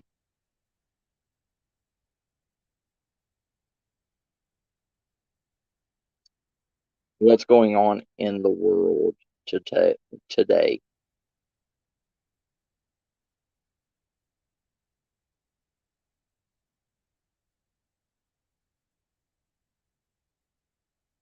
Because y'all are not going to like it. Like I said, prudent chicken just euthanized 5.2 million chickens last week. and they laid off 200 employees. I mean, because of the bird flu that's hitting chickens right now.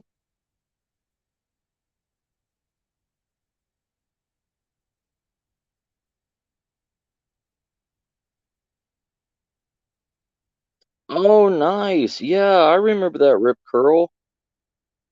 Nice, brother. Nice.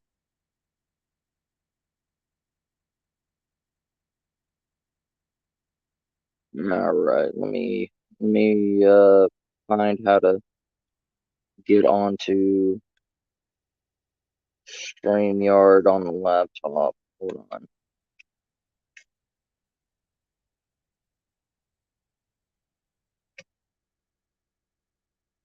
Enter studio. Give me a second. Good night, sis. You take care, little one.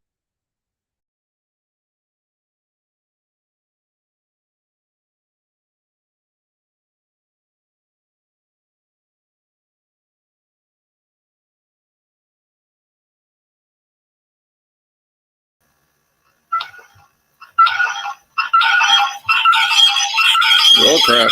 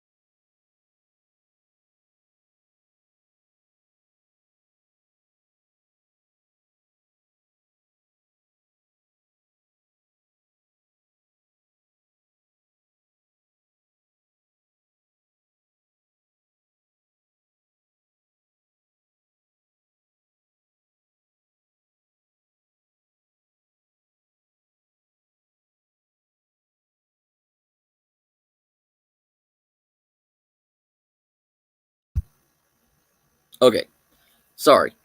I said KFC. KFC brought out a vegetarian chicken on the first cases of the bird flu that came out on chickens. And Prudent, the one that just killed 5.2 million chickens, um,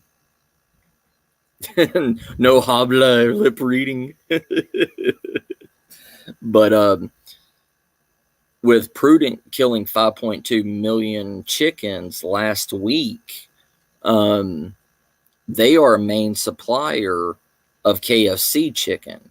So that's going to put a hamper on KFC or any other chicken fast food joints right now. But anyways, yeah, let me look up and let me show you the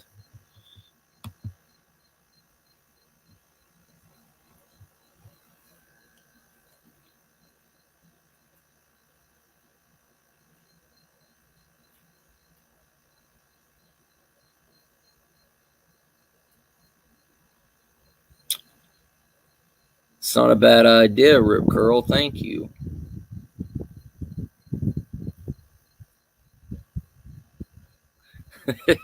Nobody messes with Oz's KFC. Nobody. Tell you what,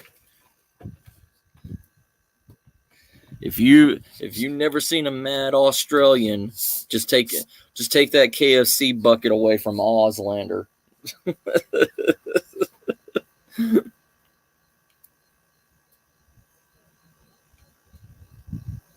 Really, Rip? Hmm. I like that idea, brother. I do like a bolt action. I really do like bolt action rifles.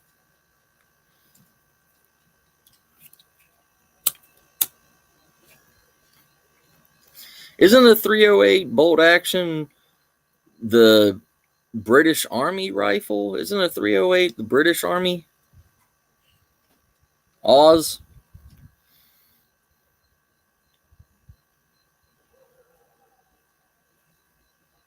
Oh yeah, I love alligator MCAT.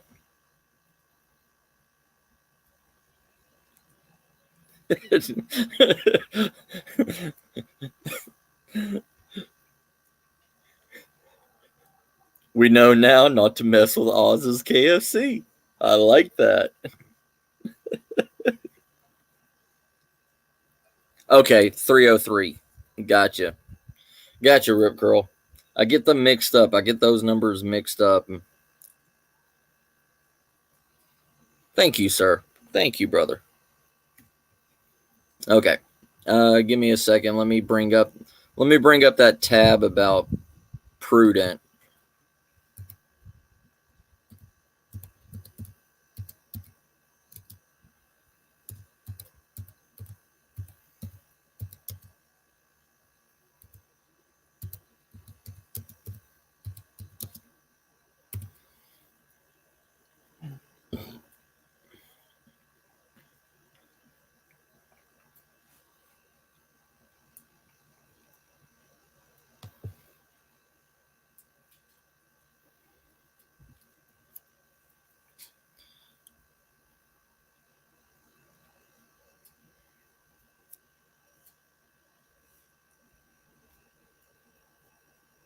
Do do do do do do do do do do.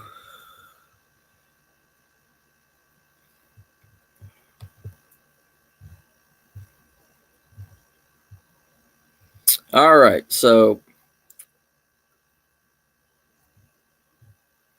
okay, on April 2nd, Prudent made a tweet on Twitter. Um, people should not consume chicken because the government has banned import of chicken due to bird flu.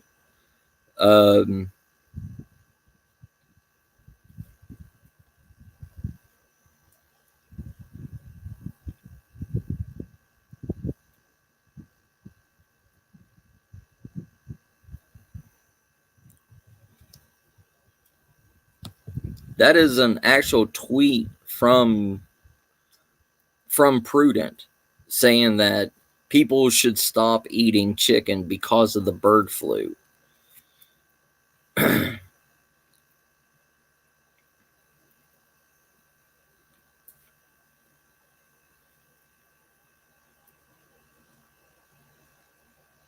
Oh yeah, I like Savage. I know that brand. I like them.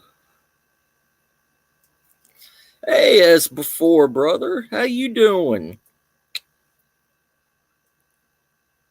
But yeah, Prudent just said that people should not eat any chicken because the bird flu. Then also they Prudent Chicken Media. Let's say her.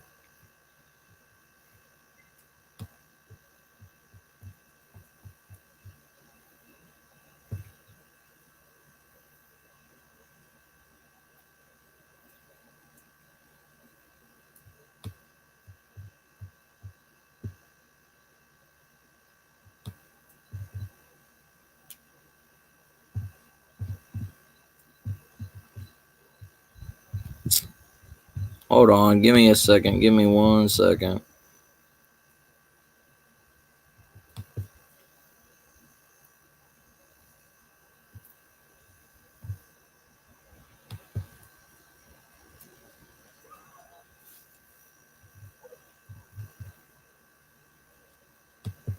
Okay, so I'm going to do the screen share thing.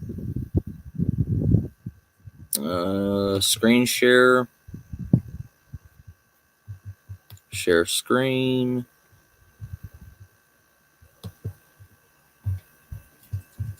Share.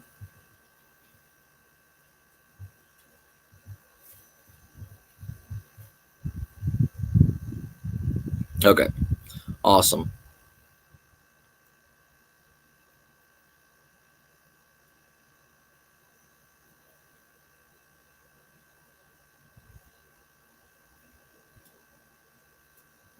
Oh,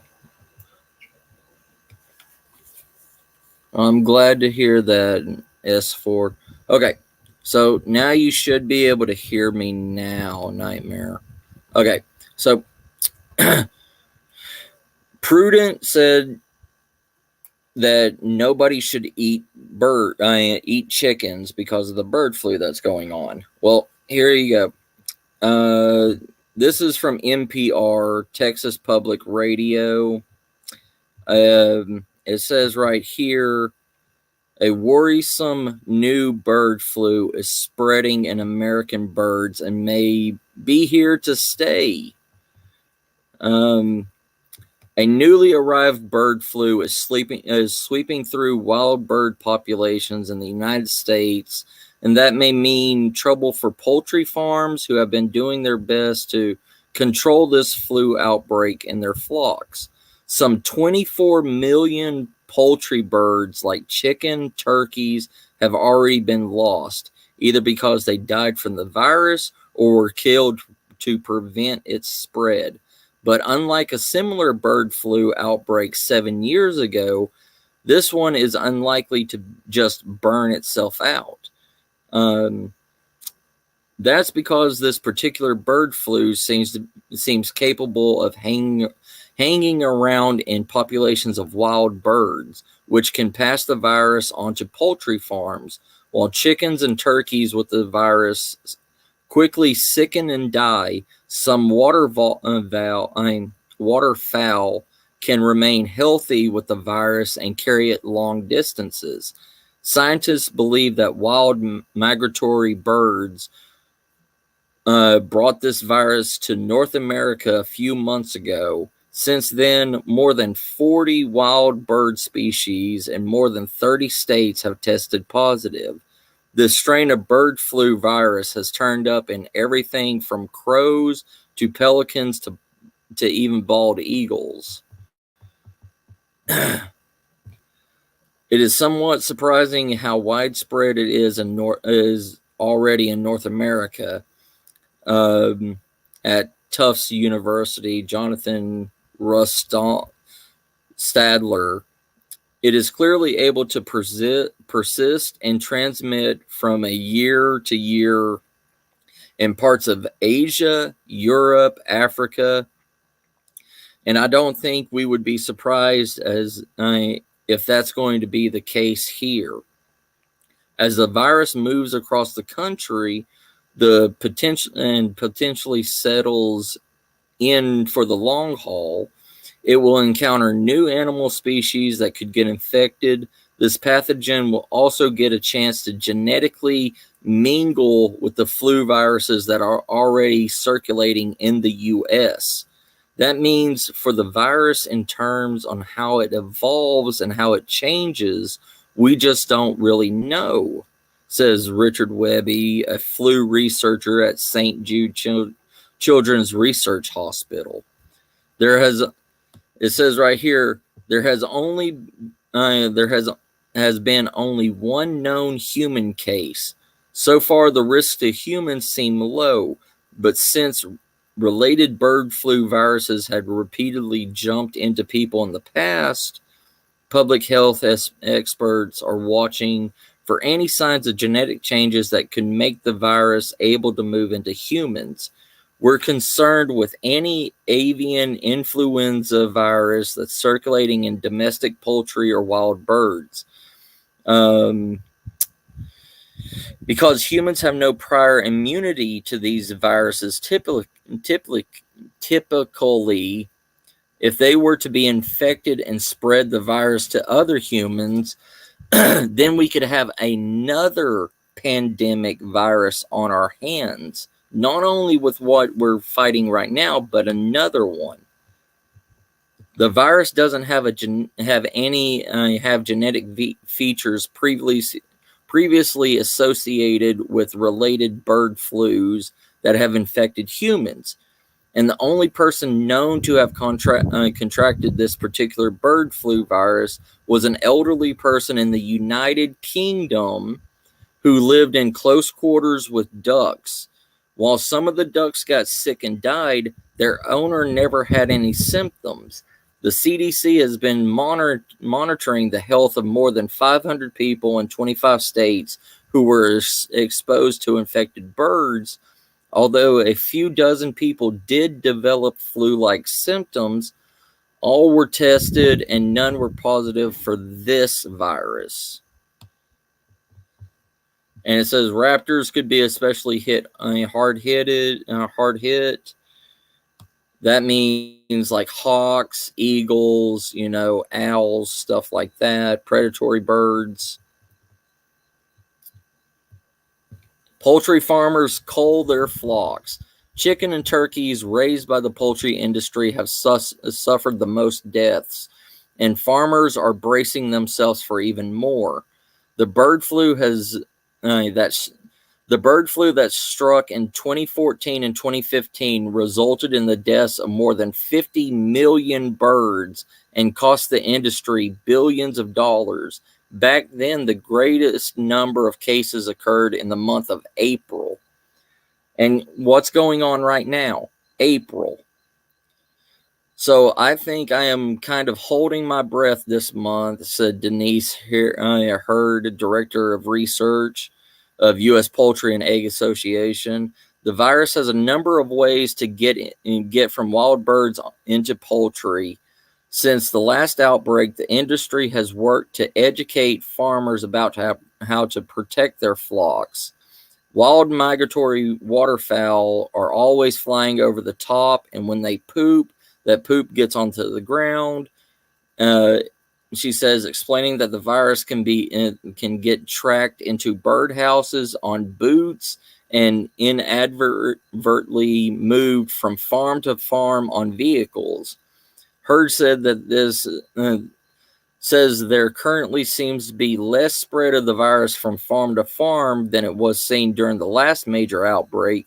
Instead, there are more isolated cases popping up, perhaps because the wild birds are bringing the viruses to the farms and backyard flocks.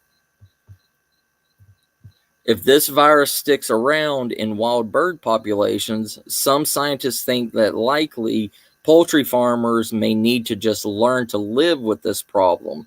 I hope that's not the case, and I hope that in the U.S. this infection dies off soon, and the virus will go away again like it did in 2014. It says this virologist in the Netherlands.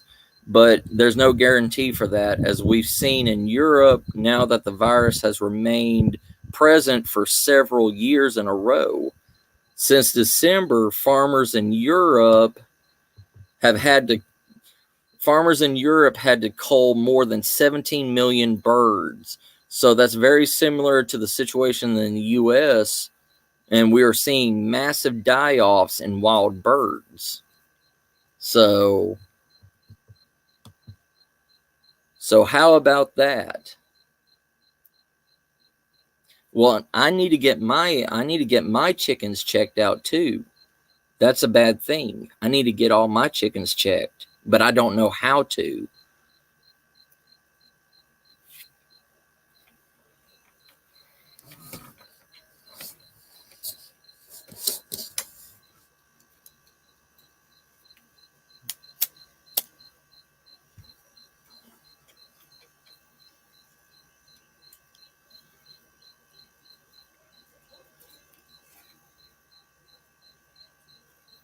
But what do y'all think about that? Already since 2014, we have killed over 70 million chickens and turkeys from 2014. We can't handle that. We cannot literally live or have chicken-based products or chicken fast food restaurants or anything with this amount of death happening.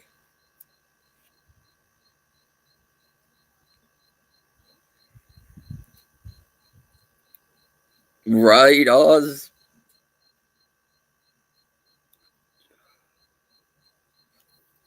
I don't know how I feel about shoving a thermometer up a chicken's butt. I mean, yeah, MCAT, but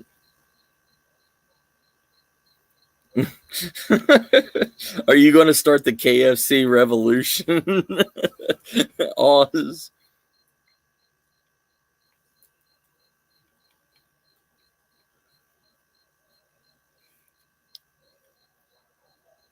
I mean, this is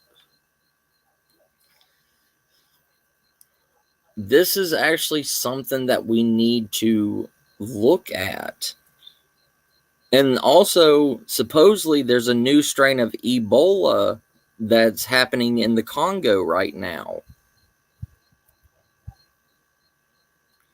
I wouldn't eat it, Nightmare. I mean, I seriously wouldn't.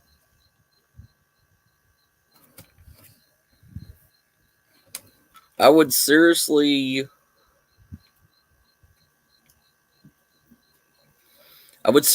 put off chicken right now until we find out more about this. Give me a second.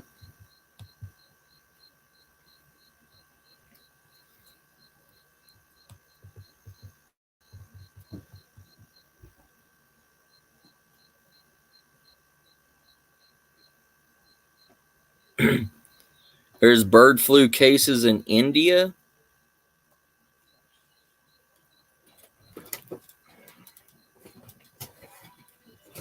Hey, Chica, what are you? You got this packaging. I opened it thinking it was mine because I also got a package in. Oh. Wait, where did I get? Oh, it's my wish.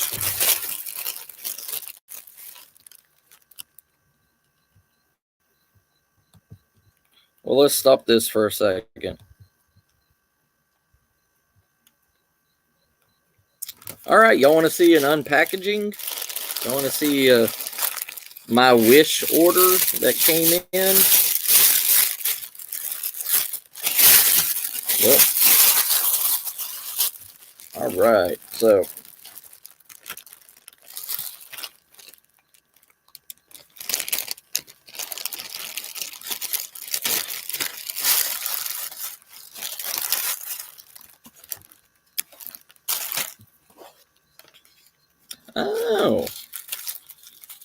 so these are my new dowsing rods. Look at the pretty little box it came in.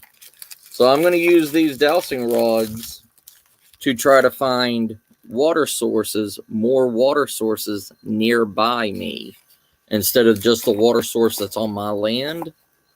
So I'm going to use these. And also maybe find gold, because why not? Then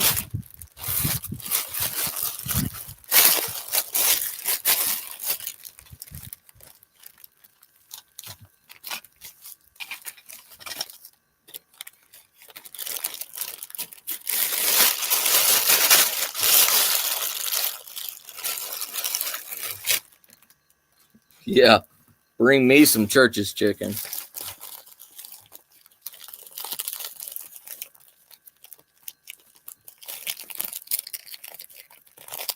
Well, yeah, Oz. I mean, but like what they said in that,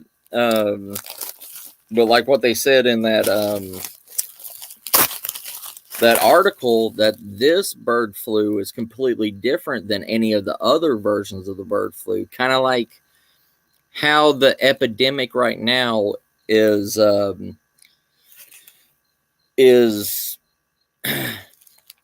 more resilient to any of the vaccinations and all that stuff. Oh, look, it's my little zebra pot. It's my 1.2 liter zebra pot. Yay.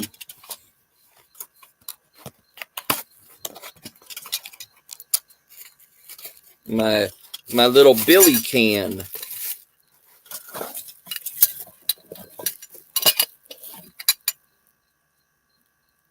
It's a camping kettle.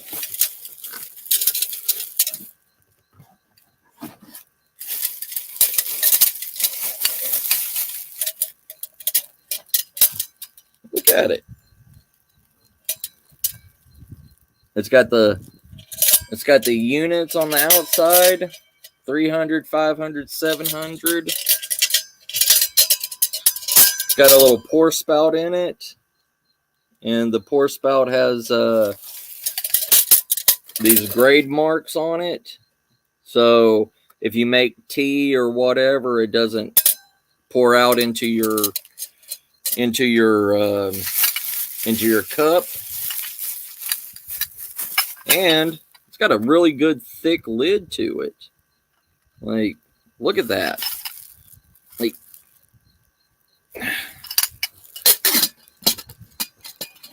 fits on good. Look at that. I mean, it falls backwards. It falls backwards like this, but it doesn't fall forward so you can pour it out. This one I got for $8 plus $3 shipping, Oz. Yeah, this is really good. This is a really, really good one. I mean, it's 1.7 liters. It's, I mean, it's big enough to put in one of the little propane gas tanks. It's 1.2 liter camping kettle. And it also comes with its own little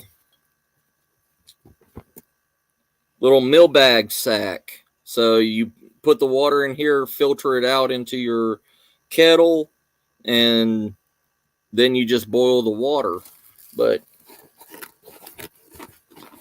see, it's see-through. It's got one of those nettings on the inside of it. I mean, it's got plenty of room in it. It's got plenty of room in it.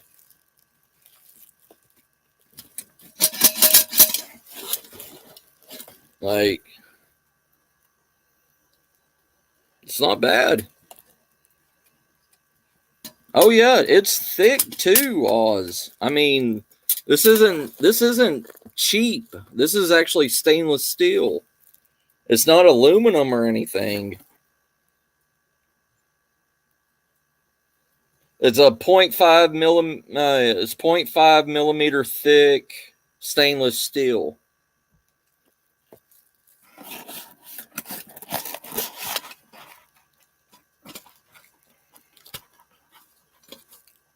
And it's got the locking handles on the back of it. So this is a good buy. I thought it was going to be a lot thinner and everything for the price of it. But 0.5 millimeter thick, that's a good thickness on it.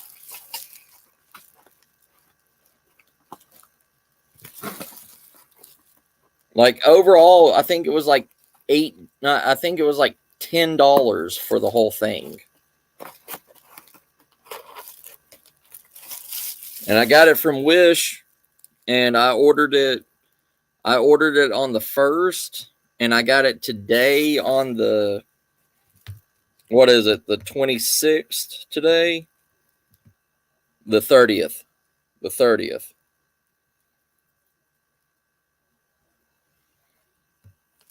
But yeah, this thing's really good. This thing's a really, really good thing.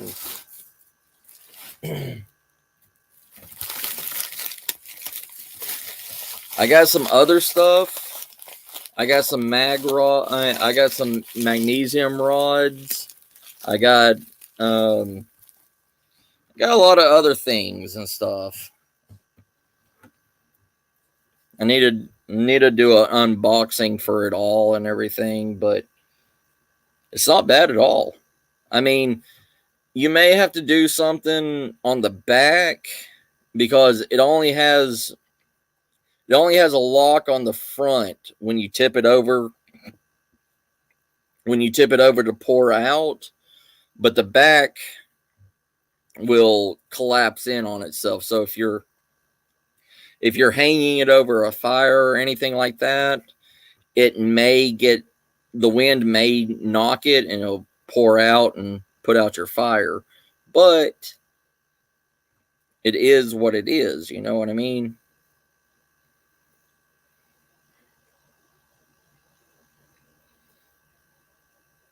Oh no, it's actual 0.5 millimeter actual stainless steel, made out of stainless steel, not the stainless steel coated.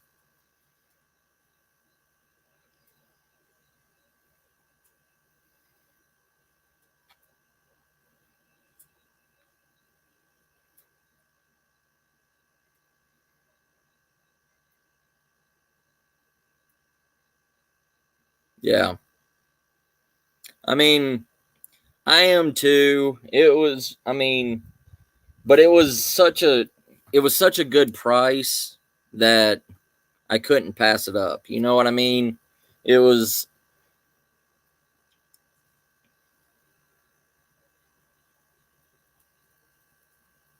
yeah. I mean,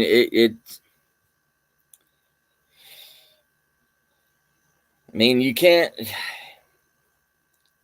go wrong with it.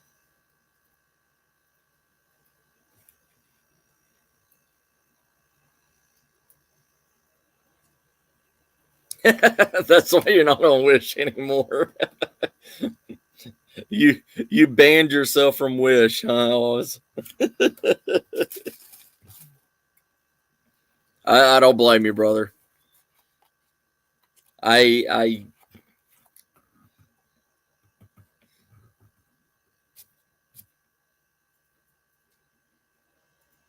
yeah, same here. Same here. Especially those magnesium bars that I bought. I got 6 magnesium bars for $2 with a $3 shipping. So $5, $5 for 6 bars. And you know magnesium bars. Magnesium lasts just as long as a ferro rod,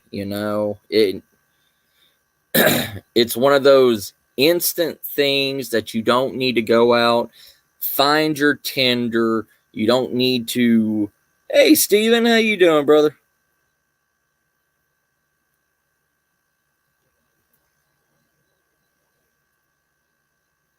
Right, Oz. Yeah. Doubling up and tripling up everything. Yeah. Oh, trust me, Oz. I know. But that's the thing with us, that's the thing with us preppers and all this stuff. It's not just food. It's not just seeds. It's not just this or that. It's whatever we can find a good deal on or a good price. It's like, might as well get it. It's $2. Might as well get it. Then that $2, like what you said, $2 here, $5 there, $10 here. It adds up. But it adds up everywhere. You know what I mean? Say you spend $300 on gear today, this month. Next month, you spend $300 on food.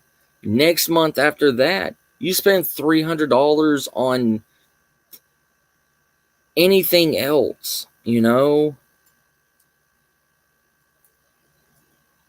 Yeah, see?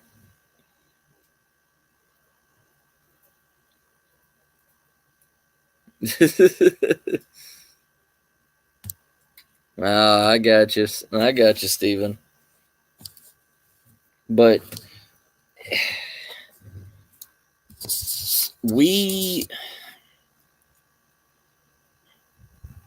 it would be better spending $300 on a crap load of usable items or food than, say, spending $300 on one sleeping bag. You know what I mean?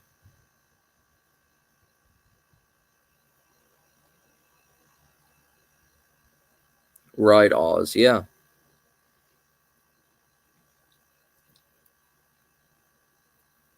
Yeah.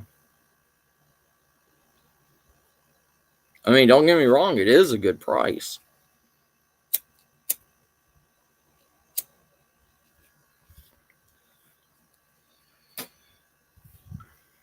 But that's our downfall, It's at least we're not spending $300 on a game system. You know what I mean? Something that's not going to be usable,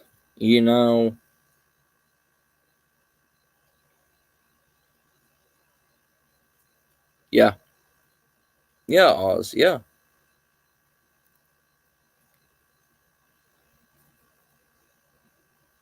Oh yeah, $300 in rice and beans. Yeah, I know. I understand completely, brother. I do. It.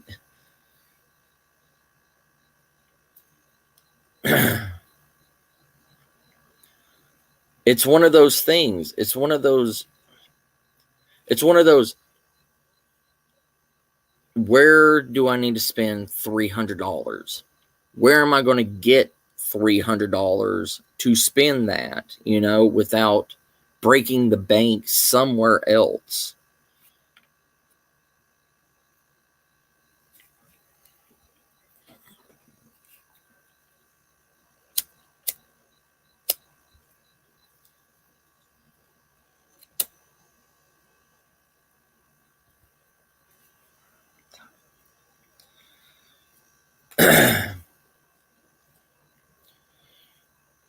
But that's what motivates us so much, It.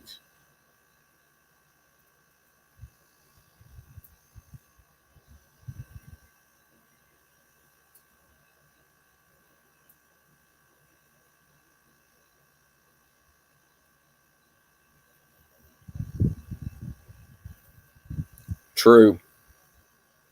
Yeah, Oz. Yeah, I understand.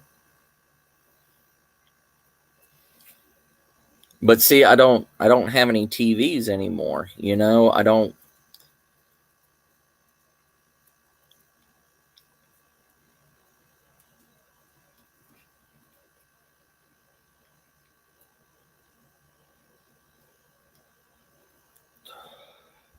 And then now I got I have solar panels and all that stuff that has USB hookups that will hook up to this laptop or this phone and charge it. And it's like, then I have, solar on the house whenever power goes out. And then I have, a diesel generator and I have a gas generator. So,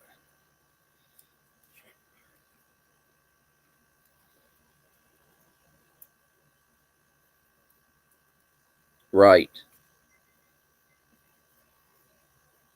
I think,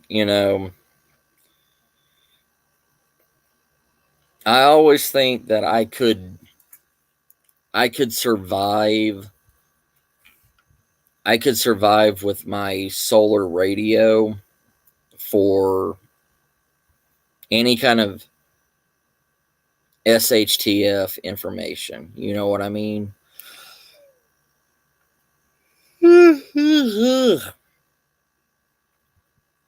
Because I would rather hear it straight from the horse's mouth on the radio,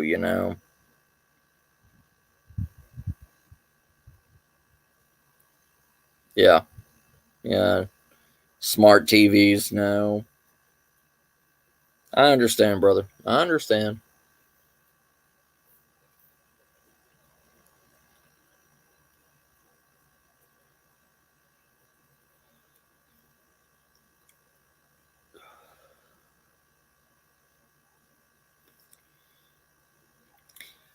My wife has a computer monitor that can be used as a computer monitor or a TV. And we bought one of those like new age rabbit ears that it's kind of like a RF receiver, and it'll pick up like basic non-cable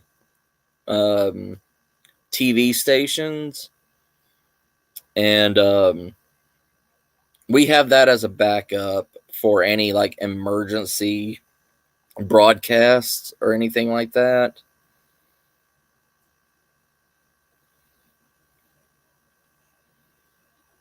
Yeah, yeah, and that's what I was saying. Like, that's what we, she has that computer monitor that can be either a TV or a computer monitor, and we bought one of those.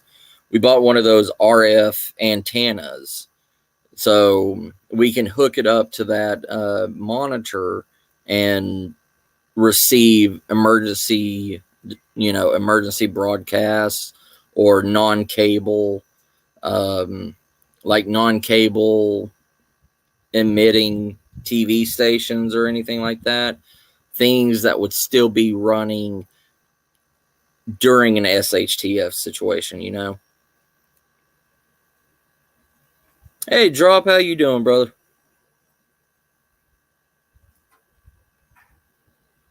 Yeah.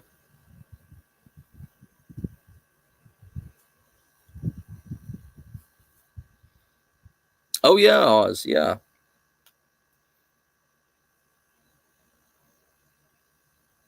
Yeah. Yeah, Drop. I need to get some repeaters for my ham radios. I need to get into a basic ham radio operator class and understand how to use ham radios better.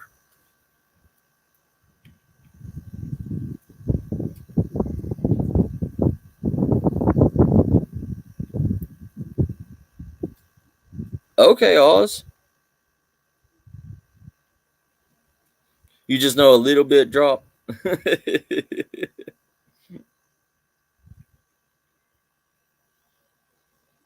But yeah, it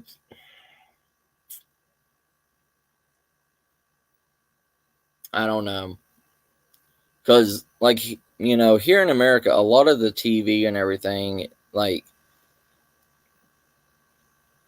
a lot of it's cable based, or what is it called?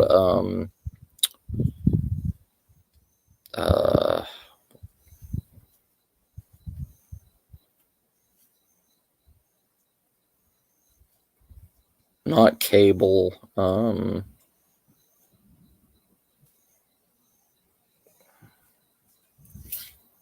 What is it called? It goes through the wire. I don't remember. Anyways.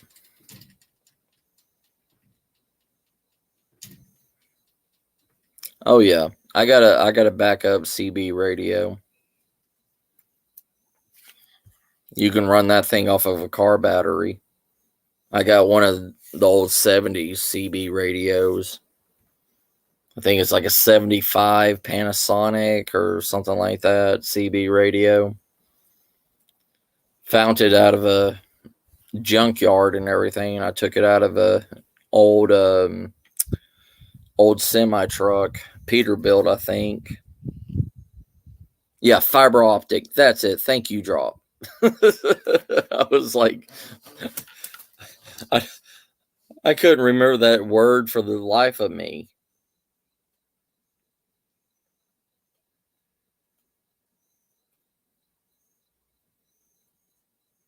Nice, Steven. Yeah.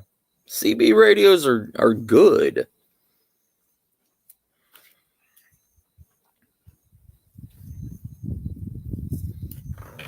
Nice. Nice drop.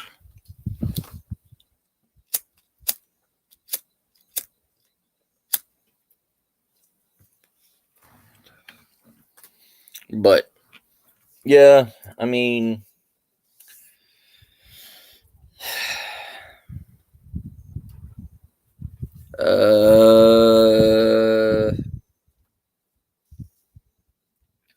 I did not get it, Oz. Hold on, let me make you a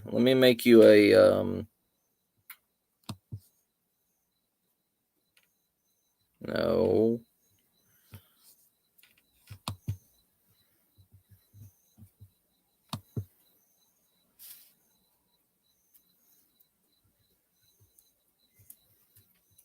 Hold on, I think that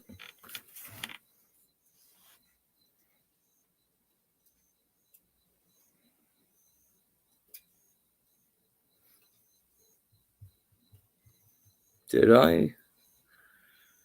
Oz, are you blue now? When you type, do you have a wrench?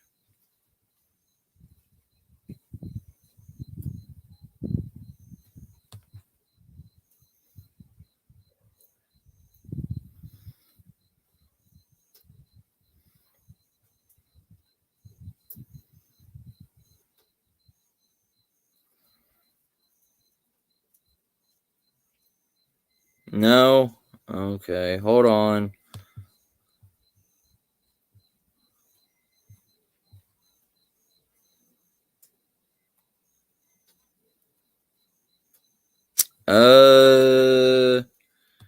Set it here in the next 15 minutes. Sorry, Sarah says, because I'm gonna get off of here in 10 minutes. So yeah, I know. I'm trying to drop.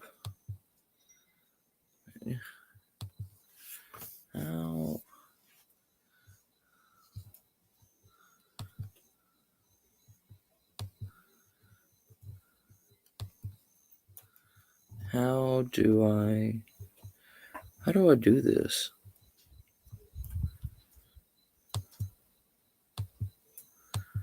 No.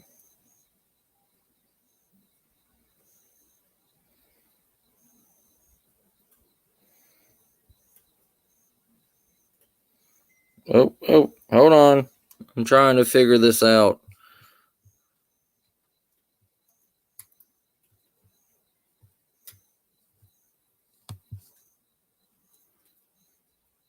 I can't afford a blue wrench. I know.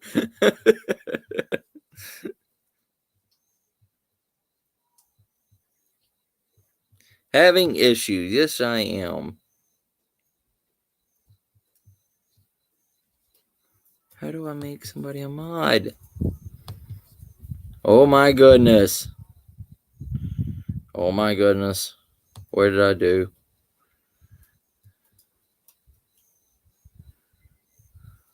Settings. Maybe settings. No.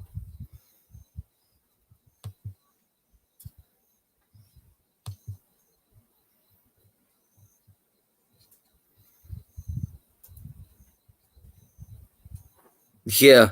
Gotta love tech. I'm trying. Blue makes you responsible. Drop. I'm trying. I'm trying to make y'all a Smurf army. Hold on.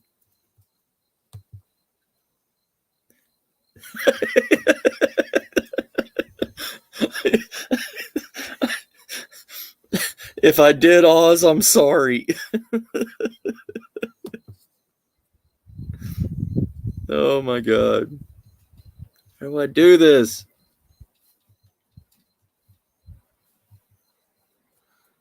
Hold on. Let me ask the oh, they want to email me. I don't want them to email me. I want to know.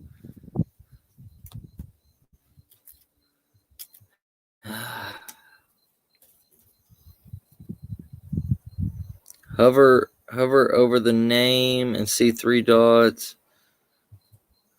Okay. 3 dots. It just says put user in timeout and block user.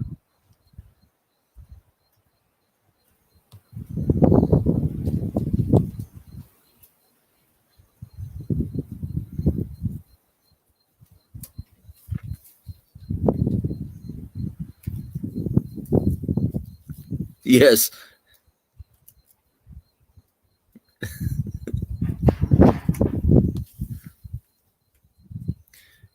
It'll let me star a comment, and I don't know what that means.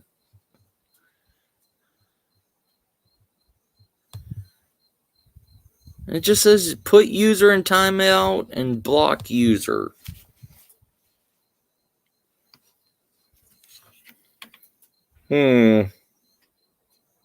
Star comment, put user in timeout, block user. What crap. Look, I can highlight your stuff off of the phone. What the hell?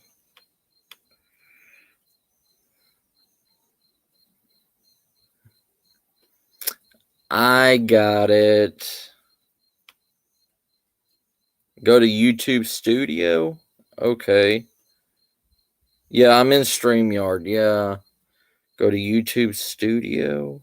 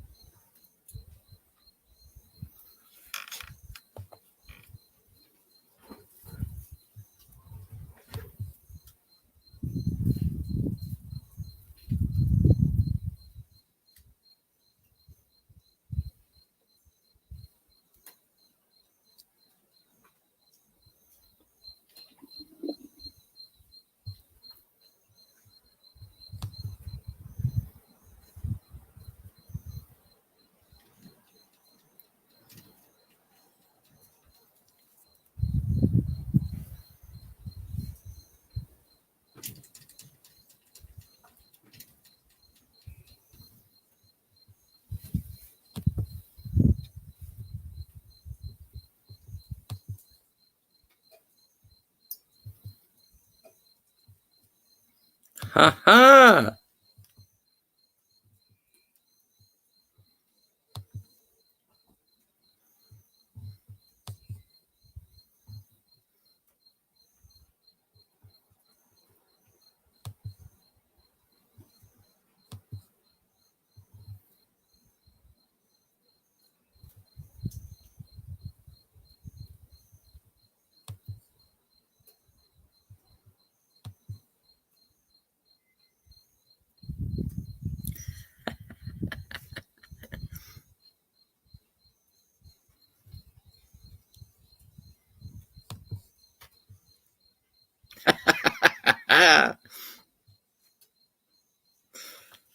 Yeah! We succeeded. And here comes the link. And here's Johnny.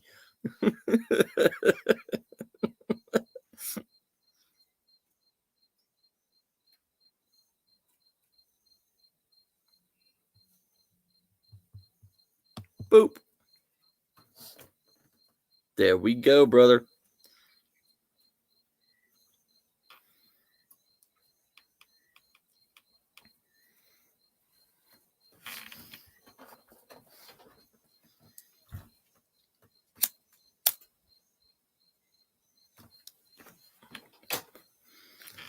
All right. Anytime my little Smurfs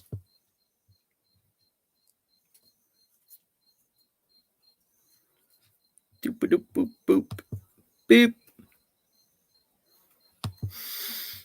Look at that. Anytime. If anybody else is in here, speak now or forever hold your peace, because I will forget how to do this. If anybody else is in chat and I know y'all and y'all want to be a mod, y'all better speak now.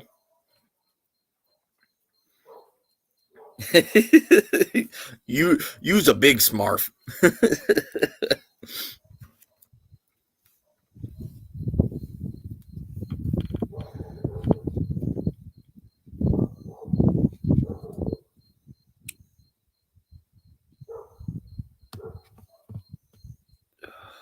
I think Spooky.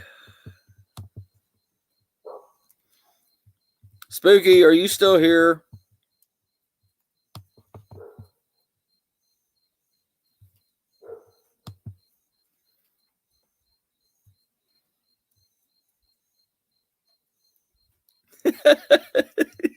All right. All right, give me a second.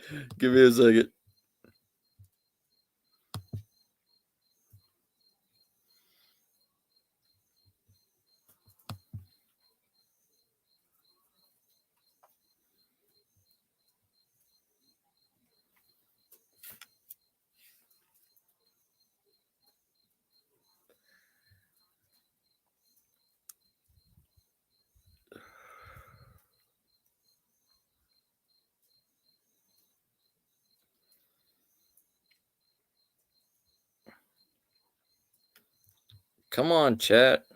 Show up. There we go.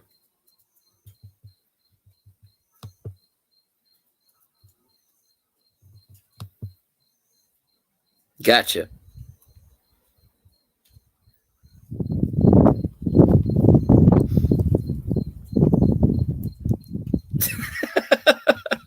Awesome.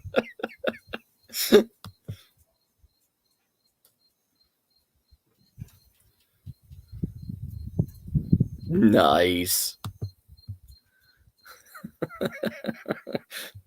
Boy, did I F up.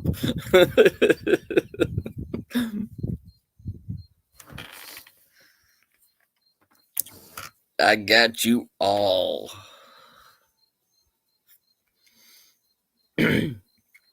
Nice.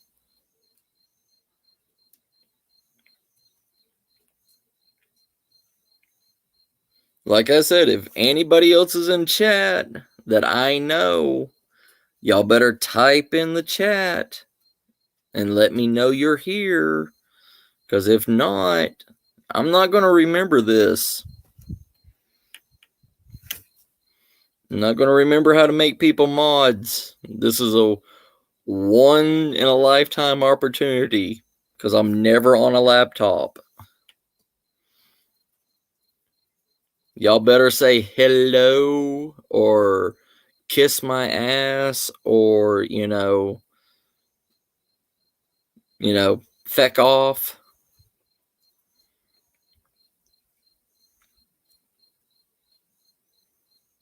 Oh, no. Hold on, drop. Hold on.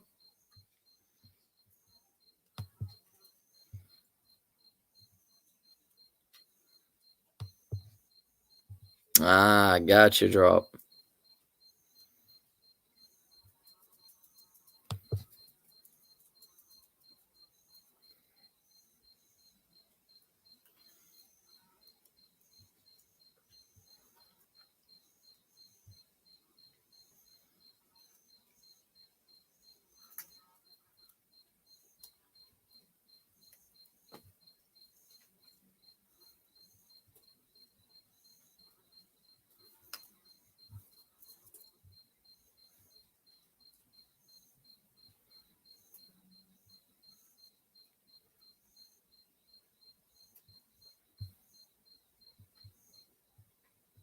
Nice.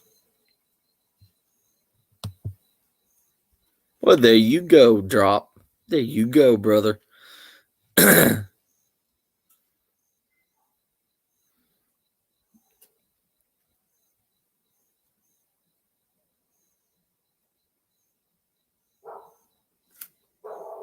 Sounds good, Oz, brother.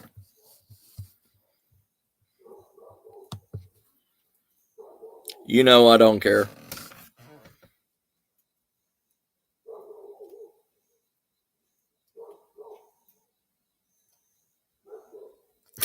Because he's a farmer.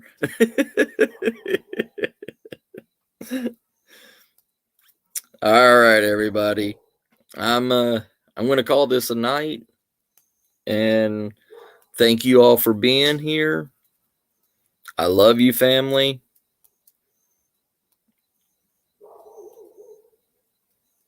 Nice drop. Nice, brother.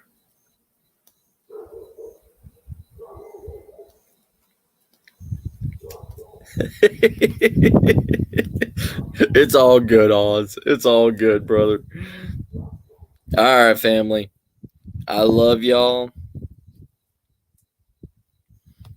Y'all take care.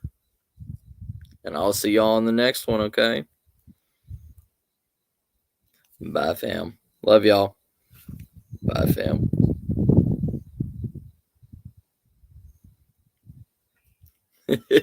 Right.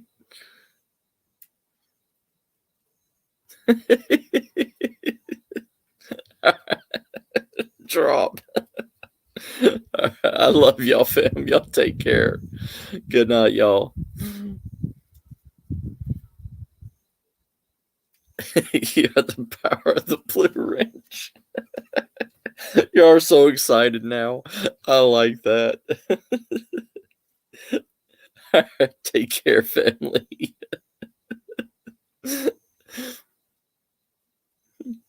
Y'all too.